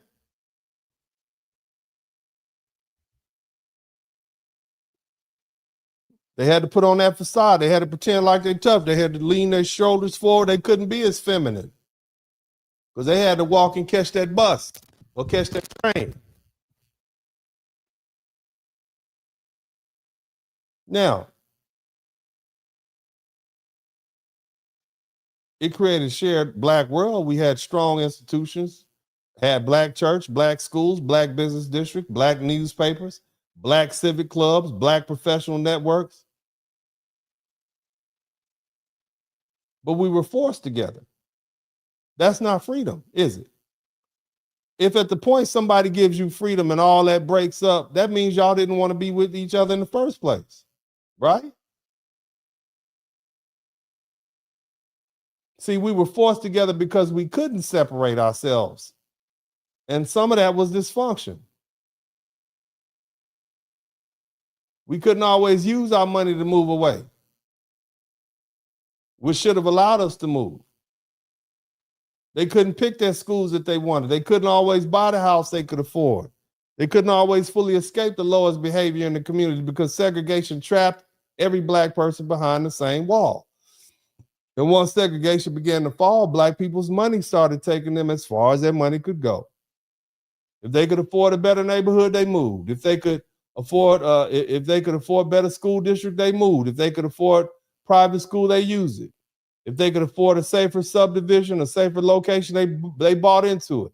If they could afford a different lifestyle, they chose it. And once that happened, the old social controls start breaking down. And that's why you can't shame people the same way anymore. You might call somebody all these names online, but you'll never see them in real life. You'll never live near them. You'll never eat where they eat. You'll never vacation where they vacation. You don't send your kids to their same school. You don't belong to the same professional circles. You don't have the same access. You might be screaming on Facebook, but they're at a resort, at a conference, or a golf course, in a private lounge, at a business dinner, or on a flight to somewhere you are never going to go. And so your insult doesn't reach their real life. And I know that sounds very elitist, but it's true. Money separates people. Education separates people. Marriage separates people. Neighborhood separate people. School choice separates people. Professional licenses separate people. And once people move into different social classes, they stop caring about the approval of people who aren't living in that reality. And that's what we're dealing with. A black person who's built a stable life isn't going to destroy that life to prove loyalty to black people who haven't built anything.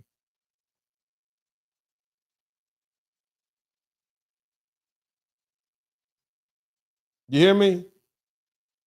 A black parent who's raising children in a safe neighborhood isn't going to teach those children to embrace chaos just to satisfy people online. A black business owner isn't going to risk contracts and reputation and licensing and income to defend foolishness. And a black professional isn't going to throw away a career because somebody with no career called him a sellout. And another thing people don't want to admit is that black people's social worlds are more mixed than they used to be. Look, man, are we going to deal with reality? Or are we going to keep playing? I'm just asking. I'm asking. Are we going to deal with reality? Somebody typed the Great Divide in the chat room. That's what these cases have done. Somebody typed Boule in the chat room. Somebody typed sellout, Coon, Sambo. Let's get all these names in. That's what they're going to call you. But do you care? As you pull off in your Mercedes-Benz and you look at your 401k, do you really care? Because again, it's more of us than there is of them now. So do we care what the poor black people have to say? Do the 80% of black people who reach, 83% of black people who have become upper middle class, or rich care what the 17% of broke black people think? Do you care? Do you care what poor black people have to say? I'm just asking questions. All the rich black people, if you've reached the middle class, upper middle class, or you rich, do you care what the poor 17% of black people have to say? Huh? I'm asking. Because, see, I think there's a misunderstanding here. I don't think they realize who understands who's really running things now. See, we got the loudest, lowest contingent of black people speaking the loudest to the world, and they don't represent us. We have done our best to escape them, and every time some degenerate behavior pops up, they want us to jump up and defend it. Do we care? Do you care that they call you boule or a sellout? Do you care that they call you a Sambo? Do you care that any of that? I'm just pointing it out. Because they usually use it for shame. The true sellouts are the gangbangers and the drug dealers. That's the true sellouts as far as I'm concerned. It's not the plumber who doesn't want to come back to the hood and work for free. It's not the HVAC guy who doesn't want to get involved in what's going on with these court cases.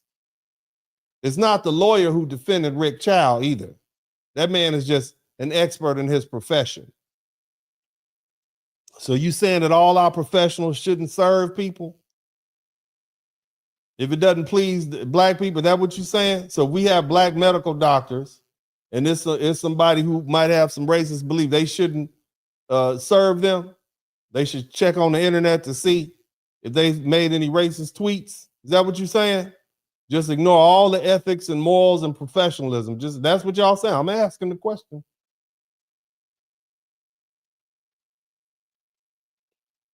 And another thing, let's get back to it now. Are y'all still here? 'Cause I'm gonna wrap this thing up.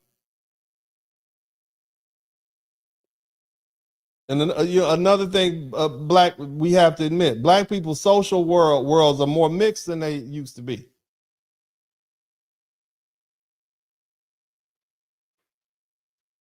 Pew reported that the share of recently married black people with a spouse of a different race or ethnicity rose from 5% in 1980 to 18% in 2015. That's a major change. Even for black people who aren't married out, many of them have friends in work circles, in school circles, in business networks, in neighborhoods that include white people, Latino, Asians, immigrants, mixed race people, and people from all different backgrounds. So when somebody says you need to get down with the black community, a lot of people are asking, which black community are you talking about? The one I live in, the one I work in, or the one that's online? Somebody type black Twitter in the chat room. You want me to get down with the one that rejected me and told me I talk white? Or I was bougie or boule? That's who you want me to get with? I'm asking. Just asking. I'm asking questions. Because, see, you can't turn around and reject somebody and say, oh, you acting bougie or you too light-skinned, and then turn around and expect them to join in with you. That's not how it works. Either we all in or we all out. See, a lot of these folk only claim you when you're useful. And that matters even more when you talk about mixed race black people and foundational black Americans. Foundational black Americans, by our very history, are an amalgamated people. We're people created through slavery, survival, violence, mixing, migration, intermarriage, and generations of complicated family history. And I say complicated with an asterisk.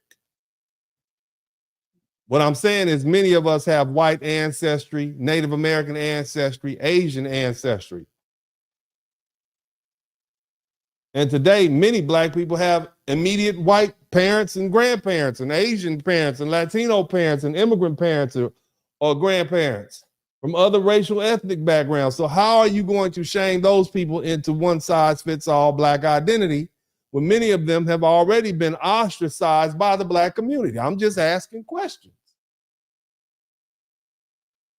You've told them they're not black. But now you're shaming them because they're not black or because they're not down with the black community and the degeneracy that you want us to support. That's hypocrisy. Some black people will tell a mixed person, you're not really black.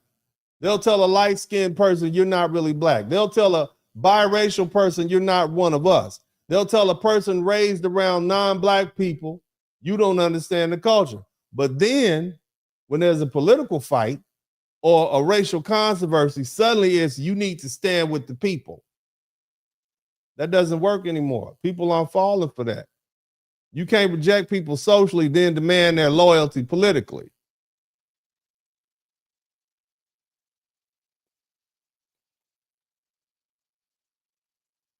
You can't mock people for how they talk or where they live or who they marry or who their parents are or what school they went to or what job they have and then expect them to show up when you want racial solidarity. That's not community. That's convenience.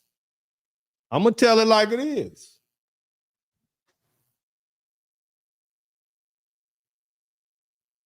And this is the burden of freedom.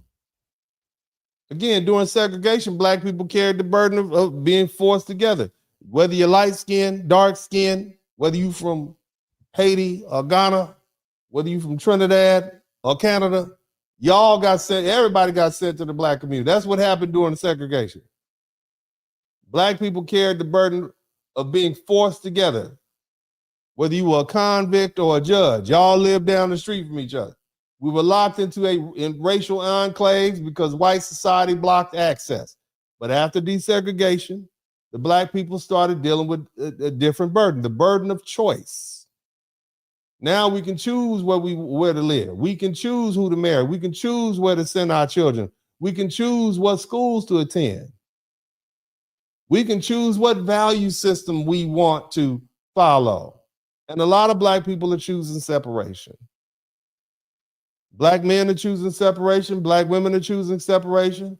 Mixed race black people are choosing separation. Educated black people are choosing separation. Wealthy black people are choosing separation. Professionals are choosing separation. Some are doing it quietly and some are doing it loudly. Some are doing it by moving. Some are doing it by marrying out. Some are doing it by changing schools. Some are doing it by changing countries. Some are doing it by changing politics. But however they're doing it, they're doing it. And that's why this great black divide is getting wider. And that's not just about money. It's about politics. It's not just about crime. And it's not just about my friend Willie D and Uncle D, also known as me, Dennis Spurling. It's about the fact that black people are no longer trapped in one shared social space. The old black community had enough control to shame people into silence, and the new black America doesn't. The new black America is scattered across the suburbs and professions and interracial families and mixed friend groups, private schools, gated communities, different politics, different churches, and different value systems. So you can call these people all you want. Somebody type Boule in the chat room. Call them Boule. Call them cool. Call them. They don't care. They don't live with you. They don't work with you. They don't worship with you. They don't date you. They don't want to date your daughters or your sisters or your sons. They don't need your approval. They don't need your network, and they don't need your permission to be black. And that's why what you see happening right now, a lot of black people coming out the woodwork saying, nah, I don't accept that. That's why you get these same old tricks, this same old shaming language. But you can't control people who moved away. You can't build unity with people who spent years insulating and rejecting, and you can't do it. Black America is not one block anymore. Black America is not one forced social structure or anymore. And that's what you're seeing now. People are exiting the old expectations. They're exiting the old racial scripts. They're exiting the idea that black people means defending dysfunction. And once enough black people exit, the old gatekeepers lose power. And that's why you see them screaming and hollering online. Again, Black America exposed by this Karmelo Anthony case and the Cyrus Carmack-Belton case. That's what you see happening. Now, I'm going to take the time to read some of these super chats. And I first want to thank everybody who contributed to the Super Chat, the Cash App, and the PayPal. Thank you so much. I appreciate you all. Thank you for your patience. And let me go ahead and start off with Afro Thunder. We got 30 Super Chats. It's been great. I'm 50. He says here, I'm sorry, you guys. He says it's been extremely concerning to see the amount of grown men speaking about this case from emotion and not facts. If these are the men raising boys, it's no wonder why Black communities in chaos. Keep telling the truth. Look, man, anytime somebody says, I feel, somebody type I feel in the chat room. Somebody type I feel. Anytime I'm discussing something with somebody, and they type I feel, I'm automatically recognizing that I'm not dealing with somebody who is dealing with the facts of the case. Okay? I'm automatically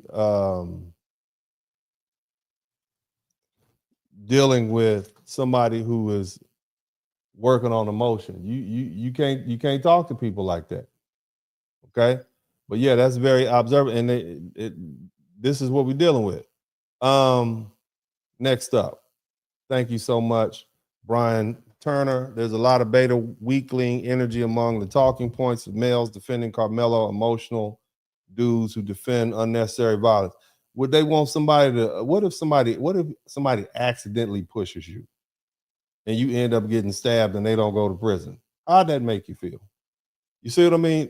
I'm just saying, man, you can't do that in a civilized society. We can't have people out here stabbing people because they push them. That's just, it's not going to work. I'm just saying. And I guess it would be easier for folk to understand if it was two Black kids, we realize just how senseless that level of violence was. But because of, the historical relationship, the racial relationships in this country, folk don't want to deal with that. But it's crazy because the truth is, Karmelo, if this is how he responds to something as simple as a push and being asked to leave a tent, this young brother was a ticking time bomb. And more likely than not, his victim would have been another Black man or Black woman. So it was just something waiting to happen, man. That's not cool. And that's something people don't want to talk about, but I'm going to talk about it. Shout out to Brian Turner, go Jags. Shout out to SU Jaguars. Also, keep teaching, sir. I will. Thank you, Hoss Martin. Let me see here. Soniac, both parents should have trained their sons. Don't start none, won't be none, and both sons will be alive today. Yeah, but the thing is, Sonia, people are going to pick on you. If your boss picks on you, you just gonna haul off and stab him? If somebody pushes you, you gonna do that? I mean, don't you think at what point is it a little overreacting? Because adults do that to people. I mean, you gonna just throw your life away on some ego tripping? Because that's really what this is about. I'm just saying, fam, you can't do that. You got to control yourself in this society. Thank you so much, though, Sonia. Hideo Maximus, facts without context is propaganda. Thank you so much. FBA News, bro, keep up the good work, B1. I will, man. I'm going to keep telling the truth, whether people like it or not. Keep on doing it. HB, FT8T, ignore the haters. Some people are too ignorant to understand the difference between public law and actual law. Thank you so much. Yes, the street law don't apply, but the pew should have got the parents too. Yeah, I agree with that. Yeah. Dennis, I'm so glad you challenged those who thought Karmelo was in the right. You were so cool and calm while they were emotional with no facts. Proud of you. Thank you so much, Brown Eyes 4237. I appreciate you. And I'm gonna do I'm always speak. I wish we had more people who were brave enough to speak the truth. But a lot of folk want to be cool. I don't want to be cool. I want to be accurate. I want to be a person with integrity. I want you all to respect me for the fact that I told you the truth when everybody lied to you. I mean, I'm the friend to tell you that your breath stinks right before we go to the club and you need to brush your teeth, and it just so happened to be the night that you met your wife or husband and you didn't meet him with funky breath. Who do you owe that relationship? Me. I'm the person saving your life. And I wish we had more truth tellers out there, but the truth teller, you're not going to have a lot of friends. I'm going to keep speaking the truth. you know. But I appreciate all you guys. Let me go ahead and keep reading. Thank you so much, Brown Eyes. Just for my 2 cents, the great separation. Thank you so much for the $20. Fredo 3161, rap culture has been devastating not only to the black community, especially young men, but society in general. People are beyond tired. Everybody's tired of the degenerate culture. Like, let's understand something. Art reflects life. Okay, what I'm saying is these people who started off writing rap songs, they were talking about their experiences, especially like back in the day, Geto Boys, Willie D, NWA. They were talking about their experiences. They were just literally writing down what they experienced. Now, of course, it could have been some embellishment here and there. We used to have this term called studio gangsters, some embellishment, but the truth is they were closer to, what some of these people were experiencing. Not all the time. But lately, it's just been like they just glorifying. There's a difference between telling a story and glorifying the harm. And at this point, man, it was reflecting the culture, but now it's feeding the culture and it needs to be dealt with. Now, again, I'm all for First Amendment rights, but golly, at some point we need to stop consuming this. Where's the appetite coming from? Okay, let's keep that in mind. Kenneth Williams, thanks. He says for the content. Thank you, sir. I appreciate you. Who else do we have here? William Lynch, double tap the screen, like, subscribe. Yeah, y'all make sure y'all subscribe to the channel if you hadn't already. Mark the Sambo, paying his tribute. Yeah, man, look, somebody type Boule. Please do. If Boule means that I'm going to be able to raise my children and live to be a ripe old age and have my own house, my own business, and be able to fly, come and go, and leave this country when I want to, I'm going to go ahead and be that. I'm gonna do that. I'm gonna be a sellout, a boule. I'm gonna go ahead. It means I'm gonna stay out of the penitentiary. I'm gonna do that. Okay, y'all can have all the rest of that value system. I don't want it. And most people with good sense, the 83% of black people who are upper middle class, rich, don't want to deal with it. Y'all can have that. Y'all can keep hold of that. Just my 2 cents. I know an old black guy in the hood building an ark. He calls himself Noah. He claims this God is going to flood the hood. Yeah, man, crazy. That's another thing. When you live in the ghetto, it's a lot of people with mental issues down there. Not saying it's just germane to the hood, but I mean, that's the lowest rung of people, man. You don't want to live around that. Do you want to raise your kids around that? Absolutely not. It's just trauma around every corner. But thank you so much. Big J said, I'm late. So you're showing us these videos trying to make a correlation between degenerate behavior and Karmelo. I respectfully disagree with you, Dennis. I'm actually shocked that you're taking this position, fam. What I'm saying is, brother, Karmelo Anthony had a knife on him at school. Number one, you breaking the rule. And then when you draw the correlation between that and Cyrus Carmack, this is another teenager, 14-year-old boy. You might have missed the part. You have to look at the whole video, but you missed the part where we talked about how there's been so much killing going on in the black community in Columbia, South Carolina. If you just look at the 56 square miles of black community, there's been 8 people killed in every square mile. And so when the jury looked at the fact that we got another 14, and the average age for a person shot in Columbia, South Carolina is 19. What that means is this 5 black people on that jury looked at this and say, enough is enough. We don't like Rick Chow, but this sort of degenerate behavior has to stop. And again, Karmelo Anthony was a good kid. He hadn't had any issues, but he's still subject to that culture. Just like we got a lot of rappers, a lot of school teachers who think they're strippers. We got a lot of professionals who want to act like rappers and drug dealers. You could be an engineer and he around here with his pants sagging off. So, you can't necessarily escape that degenerate culture just because you move out of it. It's the value system. And so it's that young man's value system. Okay, de-escalation, walk away. These are part of the value system. And so that's what I meant, Big J. But thank you so much for your participation. I appreciate you. Hopefully you get a chance to review the entire video, and I appreciate your criticism. And we don't always have to agree on everything, but this is just my observations, and there's empirical data to back up what I'm saying. Thank you so much, Bob Vest. Black culture is a real systematic racism. No, Black culture is the survival system that Black Americans use so that we can exist in this system where we're surrounded by people. And the culture is basically a people's operating system so in which they can live. Black American culture is a survival system. It's a system designed, whether we're talking about the food that we crafted to eat, soul food, which is basically pig slop and throwaway, and we turn that into culinary treats so, that we could live. Black music, they said we didn't have any souls and we were soulless human beings, so we came up with soul music to expose our soul. The way in which we have extended families, grandma, big mama, sometimes, aunties, everybody had to step in because oftentimes the fathers were sold away, the mothers were sold away. So somebody in the Black community, and we go back to the slave plantation, even after slavery ended, people had to move long distances away. So everything was dependent on big mama, or grandma, or Tyler Perry has these movies out called Madeira, where the main character is Madeira. But the bottom line is Black culture is not systematic racism. Racism is a system designed to, uplift one group of people based on their race and push down another group of people. So that's a different, you kind of like comparing rocket ships to fried chicken. It's just, but thank you so much for the super chat. I appreciate that.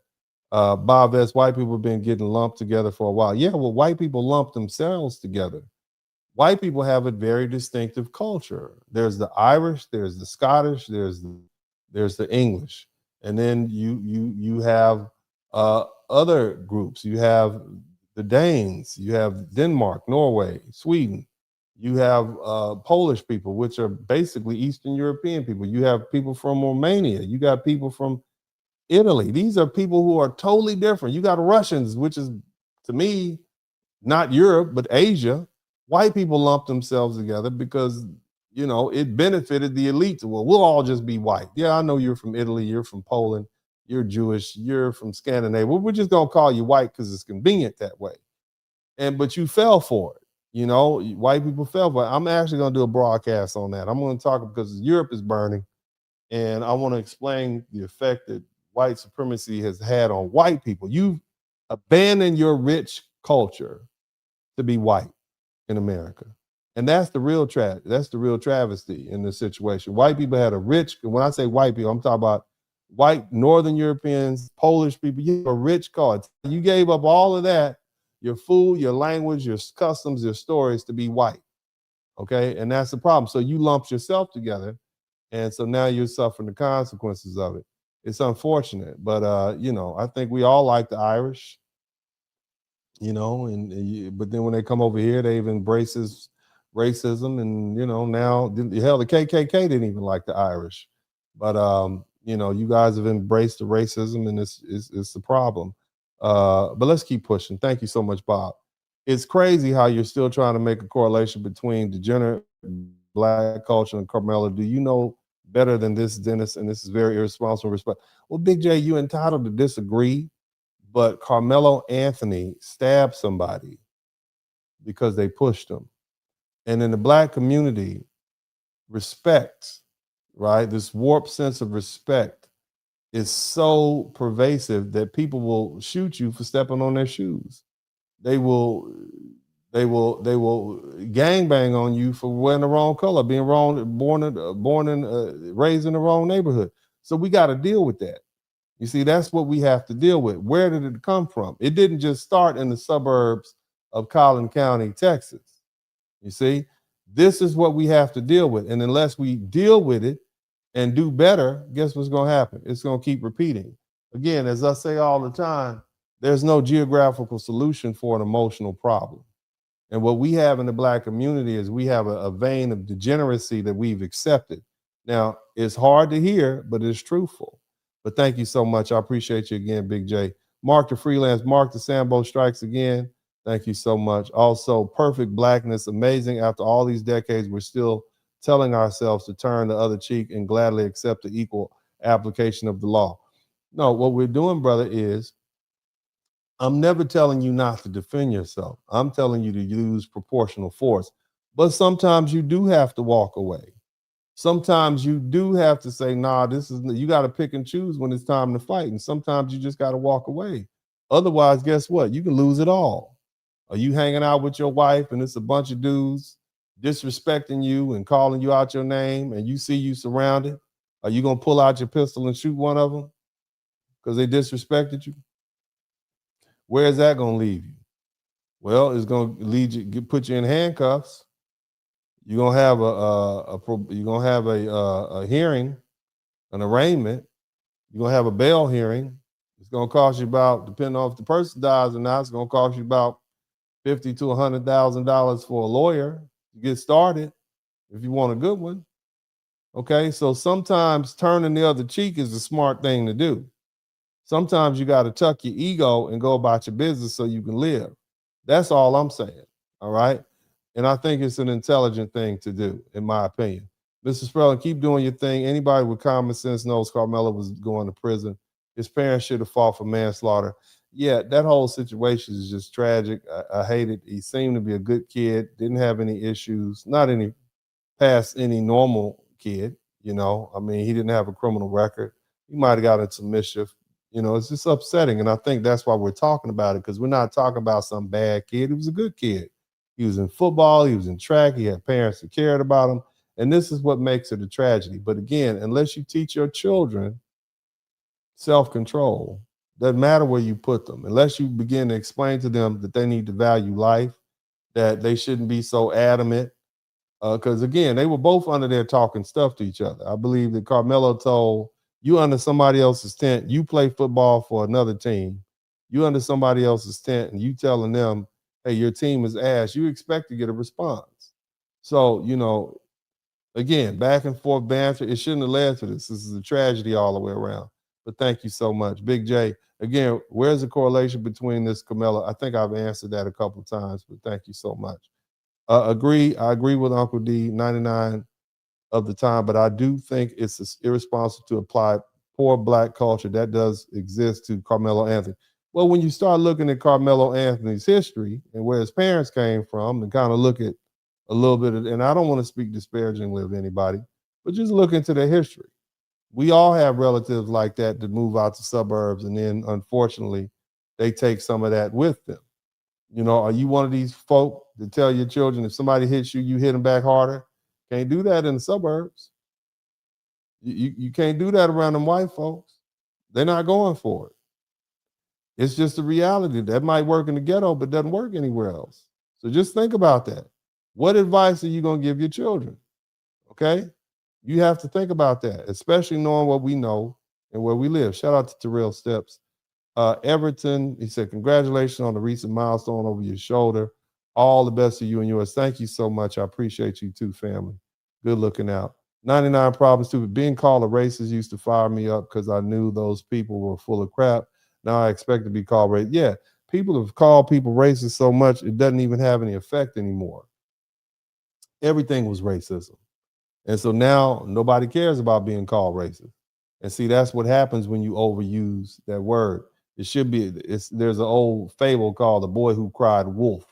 And that's what we're dealing with. You know, everything is not racist. Some people, I had this case, I was probably a third-year lawyer. Third-year lawyer, I was working at this law firm down in New Orleans, and I had a deposition. And there was this old white guy who came from the North Shore. People from New Orleans know what I'm talking about. And I didn't know what the hell I was doing. I had been practicing law for 3 years, but my first year, I was working on my LLM. My second year, I was a law clerk. So this is actually my first year as a litigating attorney that litigates cases. And I'm thinking this guy's just racist. Oh, he's racist. He's bigot. And then I realized after taking the deposition and him correcting me several times very sternly, you know, one time I objected and he's like, that's not my client. I can't. In other words, you're stupid. Maybe it wasn't that he was racist. Maybe I just didn't know what the hell I was talking about. And he was annoyed at me. Maybe that's what it was. Okay. So that caused me some great pause, and I had to think, maybe it's not racism. Maybe it's just my incompetence at that time, being basically a fresh out the gate litigator, and I didn't know what I was doing that he found annoying. So again, if you use racism as a crutch, anything you use as a crutch will become it. If you make excuses for every issue you have, that's going to become your crutch, whether it's racism, whether it's I'm handicapped, whether it's I didn't go to the best school, whether it's I don't know how to do this subject very well, it's going to become your handicap. Okay? That's going to be your crutch. I learned that a long time ago. Thank you so much. DJ Jammin' Jimmy, only black people can make black people great again.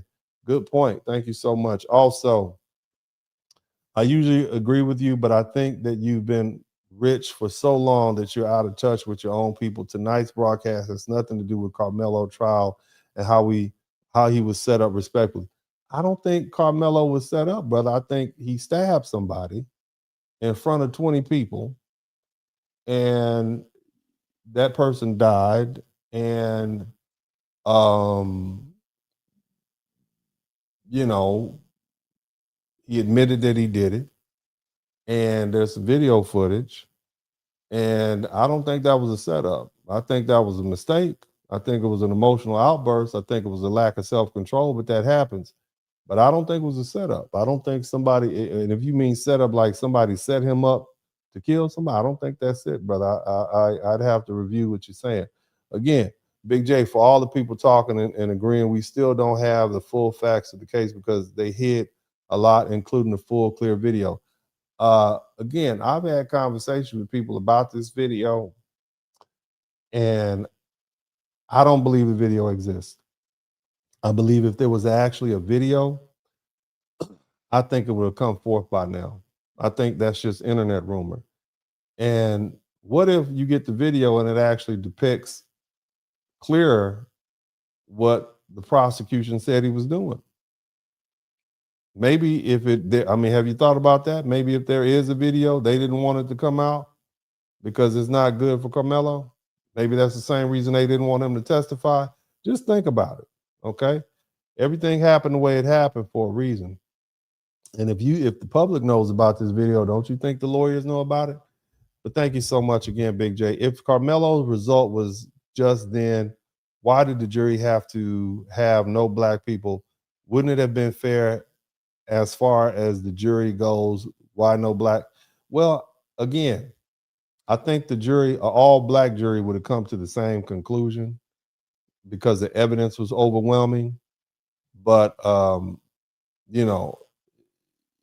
there is a technical deficiency in the jury because, there's a Batson challenge that may be available. But the bottom line is, man, he killed somebody. And you're not going to be able to get around that. I mean, I don't see how we get around that. It's just not going to happen. But thank everybody for the super chats, the cash apps, and the PayPals. I appreciate you guys. I think I got one cash app here from, let me see here. I got one cash app from one person. I'll see if I can pull it up. Let me see here. From Anna Brown. Thank you. Good message. Thank you so much. I appreciate you. Now let's go ahead and wrap this thing up. And we will go ahead and get this thing out of here. Now, so here's the thing. Where do we go from here? Because it's not enough for me to just sit here and talk about the divide. It's not enough to say Black America is divided. It's not enough to say the old shaming language doesn't work anymore. Okay? It's not enough to say we tired of crime and the chaos and dysfunction and tired of being told that we've got to defend everything Black people do just because the person doing it is Black. At some point, family, at some point, we got to move from diagnosis to solution, okay? And the first solution is truth. We got to tell the truth even when it hurts. We got to tell the truth about racism, but we've also got to tell the truth about behavior, okay? We got to tell the truth about the court system, but we got to also tell the truth about personal decision. We've got to tell the truth about unfair policing, but we've also have to tell the truth about teenage gun culture. And we got to tell the truth about prosecutors, judges, and juries, but we also have to tell the truth about what our children are doing before they ever get to court. And see, the second solution is discipline. And I know that's not a sexy word. Discipline doesn't get applause like outrage does. Discipline doesn't go viral like anger does. But discipline is what keeps people alive. Discipline is what keeps boys from turning into defendants. Discipline is what keeps girls from being pulled into chaos. Discipline is what keeps families stable. Discipline is what tells a child to walk away. Your pride isn't worth your freedom. Your anger isn't worth your life, and your ego isn't worth 35 years in prison. The third solution is family. We got to rebuild family structure. I'm not saying every family has to look the same. I'm not saying you got to go try to get some people you don't like and bring them back in. I'm not saying every married household is perfect. But I am saying children need structure.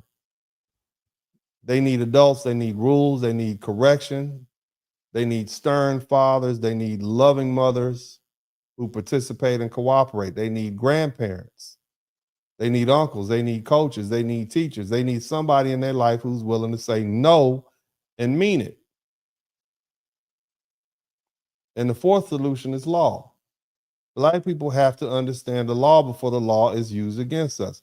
We've got to stop learning criminal law from YouTubers and celebrities and emotional commenters.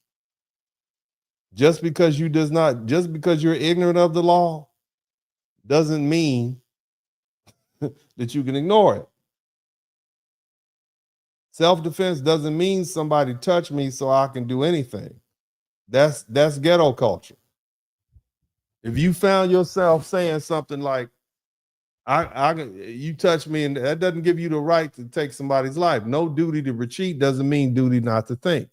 And being scared doesn't automatically justify deadly force. Being disrespected doesn't give you permission to destroy your life. If we don't teach our children what the law actually says, then the prosecutors and the judges and the juries and the prison guards will teach them. Now, the fifth solution is standards. Somebody type standards in the chat room. We've got to bring standards back without apologizing for them. It's not anti-Black to expect your children to behave. And it's not anti-Black to say 14-year-olds shouldn't have guns and 17-year-olds shouldn't have knives on campus. It's not anti-Black to say teenagers shouldn't stab people over pride. And it's not anti-Black to say parents need to know where their children are and what they're carrying. It's not anti-Black to say education matters, work matters, property matters, ownership matters, and self-control matters. That's not white supremacy, that's survival. Now, the sixth solution is community protection. We've got to stop confusing community protection with criminal protection. Protecting Black people and our reputation doesn't mean protecting everybody in the community who commits something, some atrocious act. You understand? What about protecting our children who want to learn? What about protecting the elders who want peace? What about protecting the families who pay rent and mortgages? And protecting business owners who keep their doors open in the Black community? Or protecting working people who get up every day and fix your plumbing and your electrical and drive trucks and do things the right way? See, protecting the Black community means protecting the people who are trying to build, not the people who keep tearing everything down. I live in the Black community. All my neighbors are Black. I got a couple of Latinos and a couple of white folks around here, but I live in a largely Black community. And we all want peace. We are hardworking, law-abiding citizens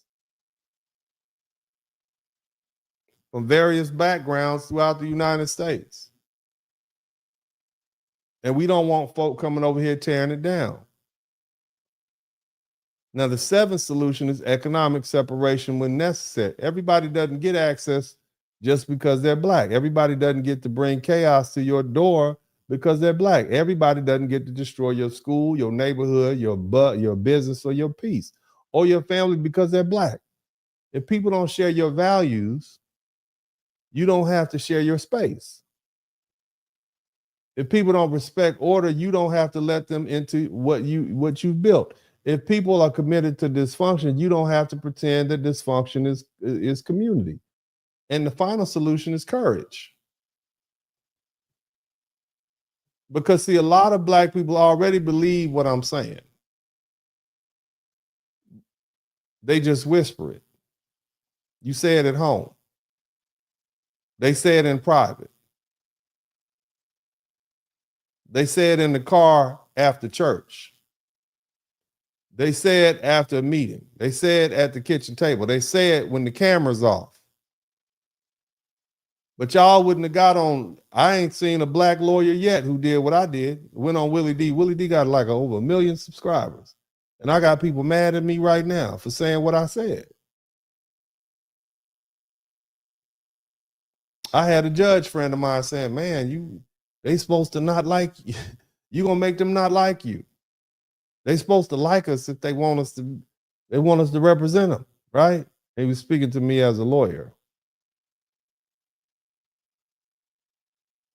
See, a lot of lawyers, especially black lawyers, are scared to say publicly because they don't want to be called coons and sellouts and Uncle Toms and anti-blacks and boulets. They don't want to be told that they're out of touch, right? But see, those things only work if you let them work. And see, I'm grown. And see, grown people like myself have learned to stop being controlled by childish insults.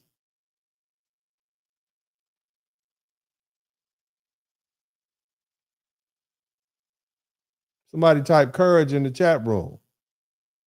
So commend me for my courage. Commend me for calling out the degeneracy in the black community. Again, I live in a black community. I am a double HBCU graduate. I have 3 black sons. You understand what I'm saying? I am from the black ghettos of South Central Los Angeles. I went to Manual Arts High School. Shout out to all my LA people. I went to Manual Arts High School, the most ghetto school in LA at the time. So I know everything we need to know about Black America. And I'm telling you exactly why we are divided. See, the solution isn't for Black America to pretend we're not divided. We are divided. The solution is to decide what kind of black future we're going to try to build. Are we trying to build a future based on excuses and emotion and racial guilt? Are we trying to build a future based on truth, discipline, family, education, ownership, safety, law, and responsibility? Because I'll tell you right now, I'm not interested in blackness that requires me to defend dysfunction. I'm not interested in a blackness that says I've got to ignore facts.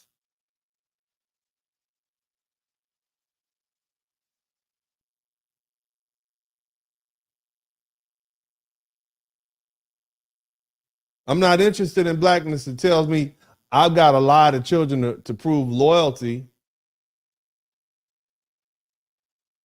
I'm not interested in blackness that says protecting criminals is the same as protecting the community. That's not black power. That's black failure. Real black power is building families. Real black power is raising children who don't end up in court. Real black power is owning homes and businesses and land and institutions. Real black power is understanding that the law, before the law controls you. Real black power is telling your son, walk away, making sure he understands why. And real black power is telling your daughter, choose better. baby girl. Your body is precious. Not everybody should have access to it. Making sure she knows she deserves better. That's real Black power. It's correcting our people before the world punishes them. And that's where we have to go. We don't need any more slogans.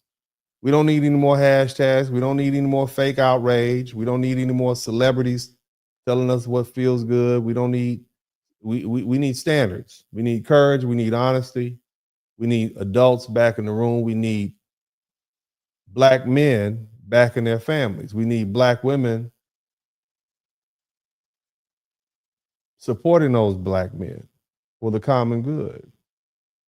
We need Black children back under correction. We need Black communities that reward order and reject chaos.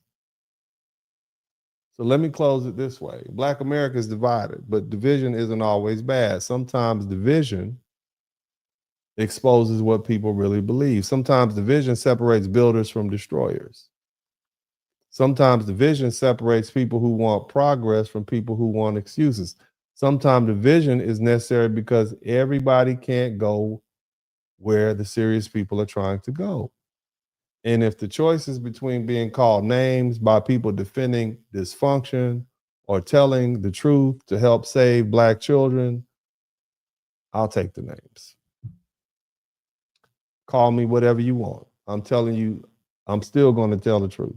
I'm still going to stand on law, facts, discipline, family, and survival. Because at the end of the day, our children don't need more excuses.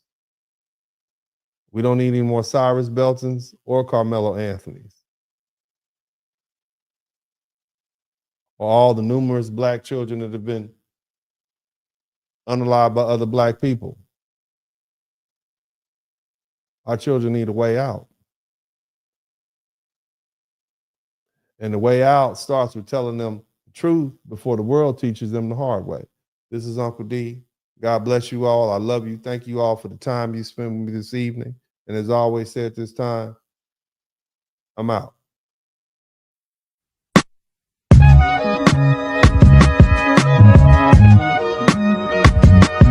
In the Spurling podcast. Hit the like button, subscribe.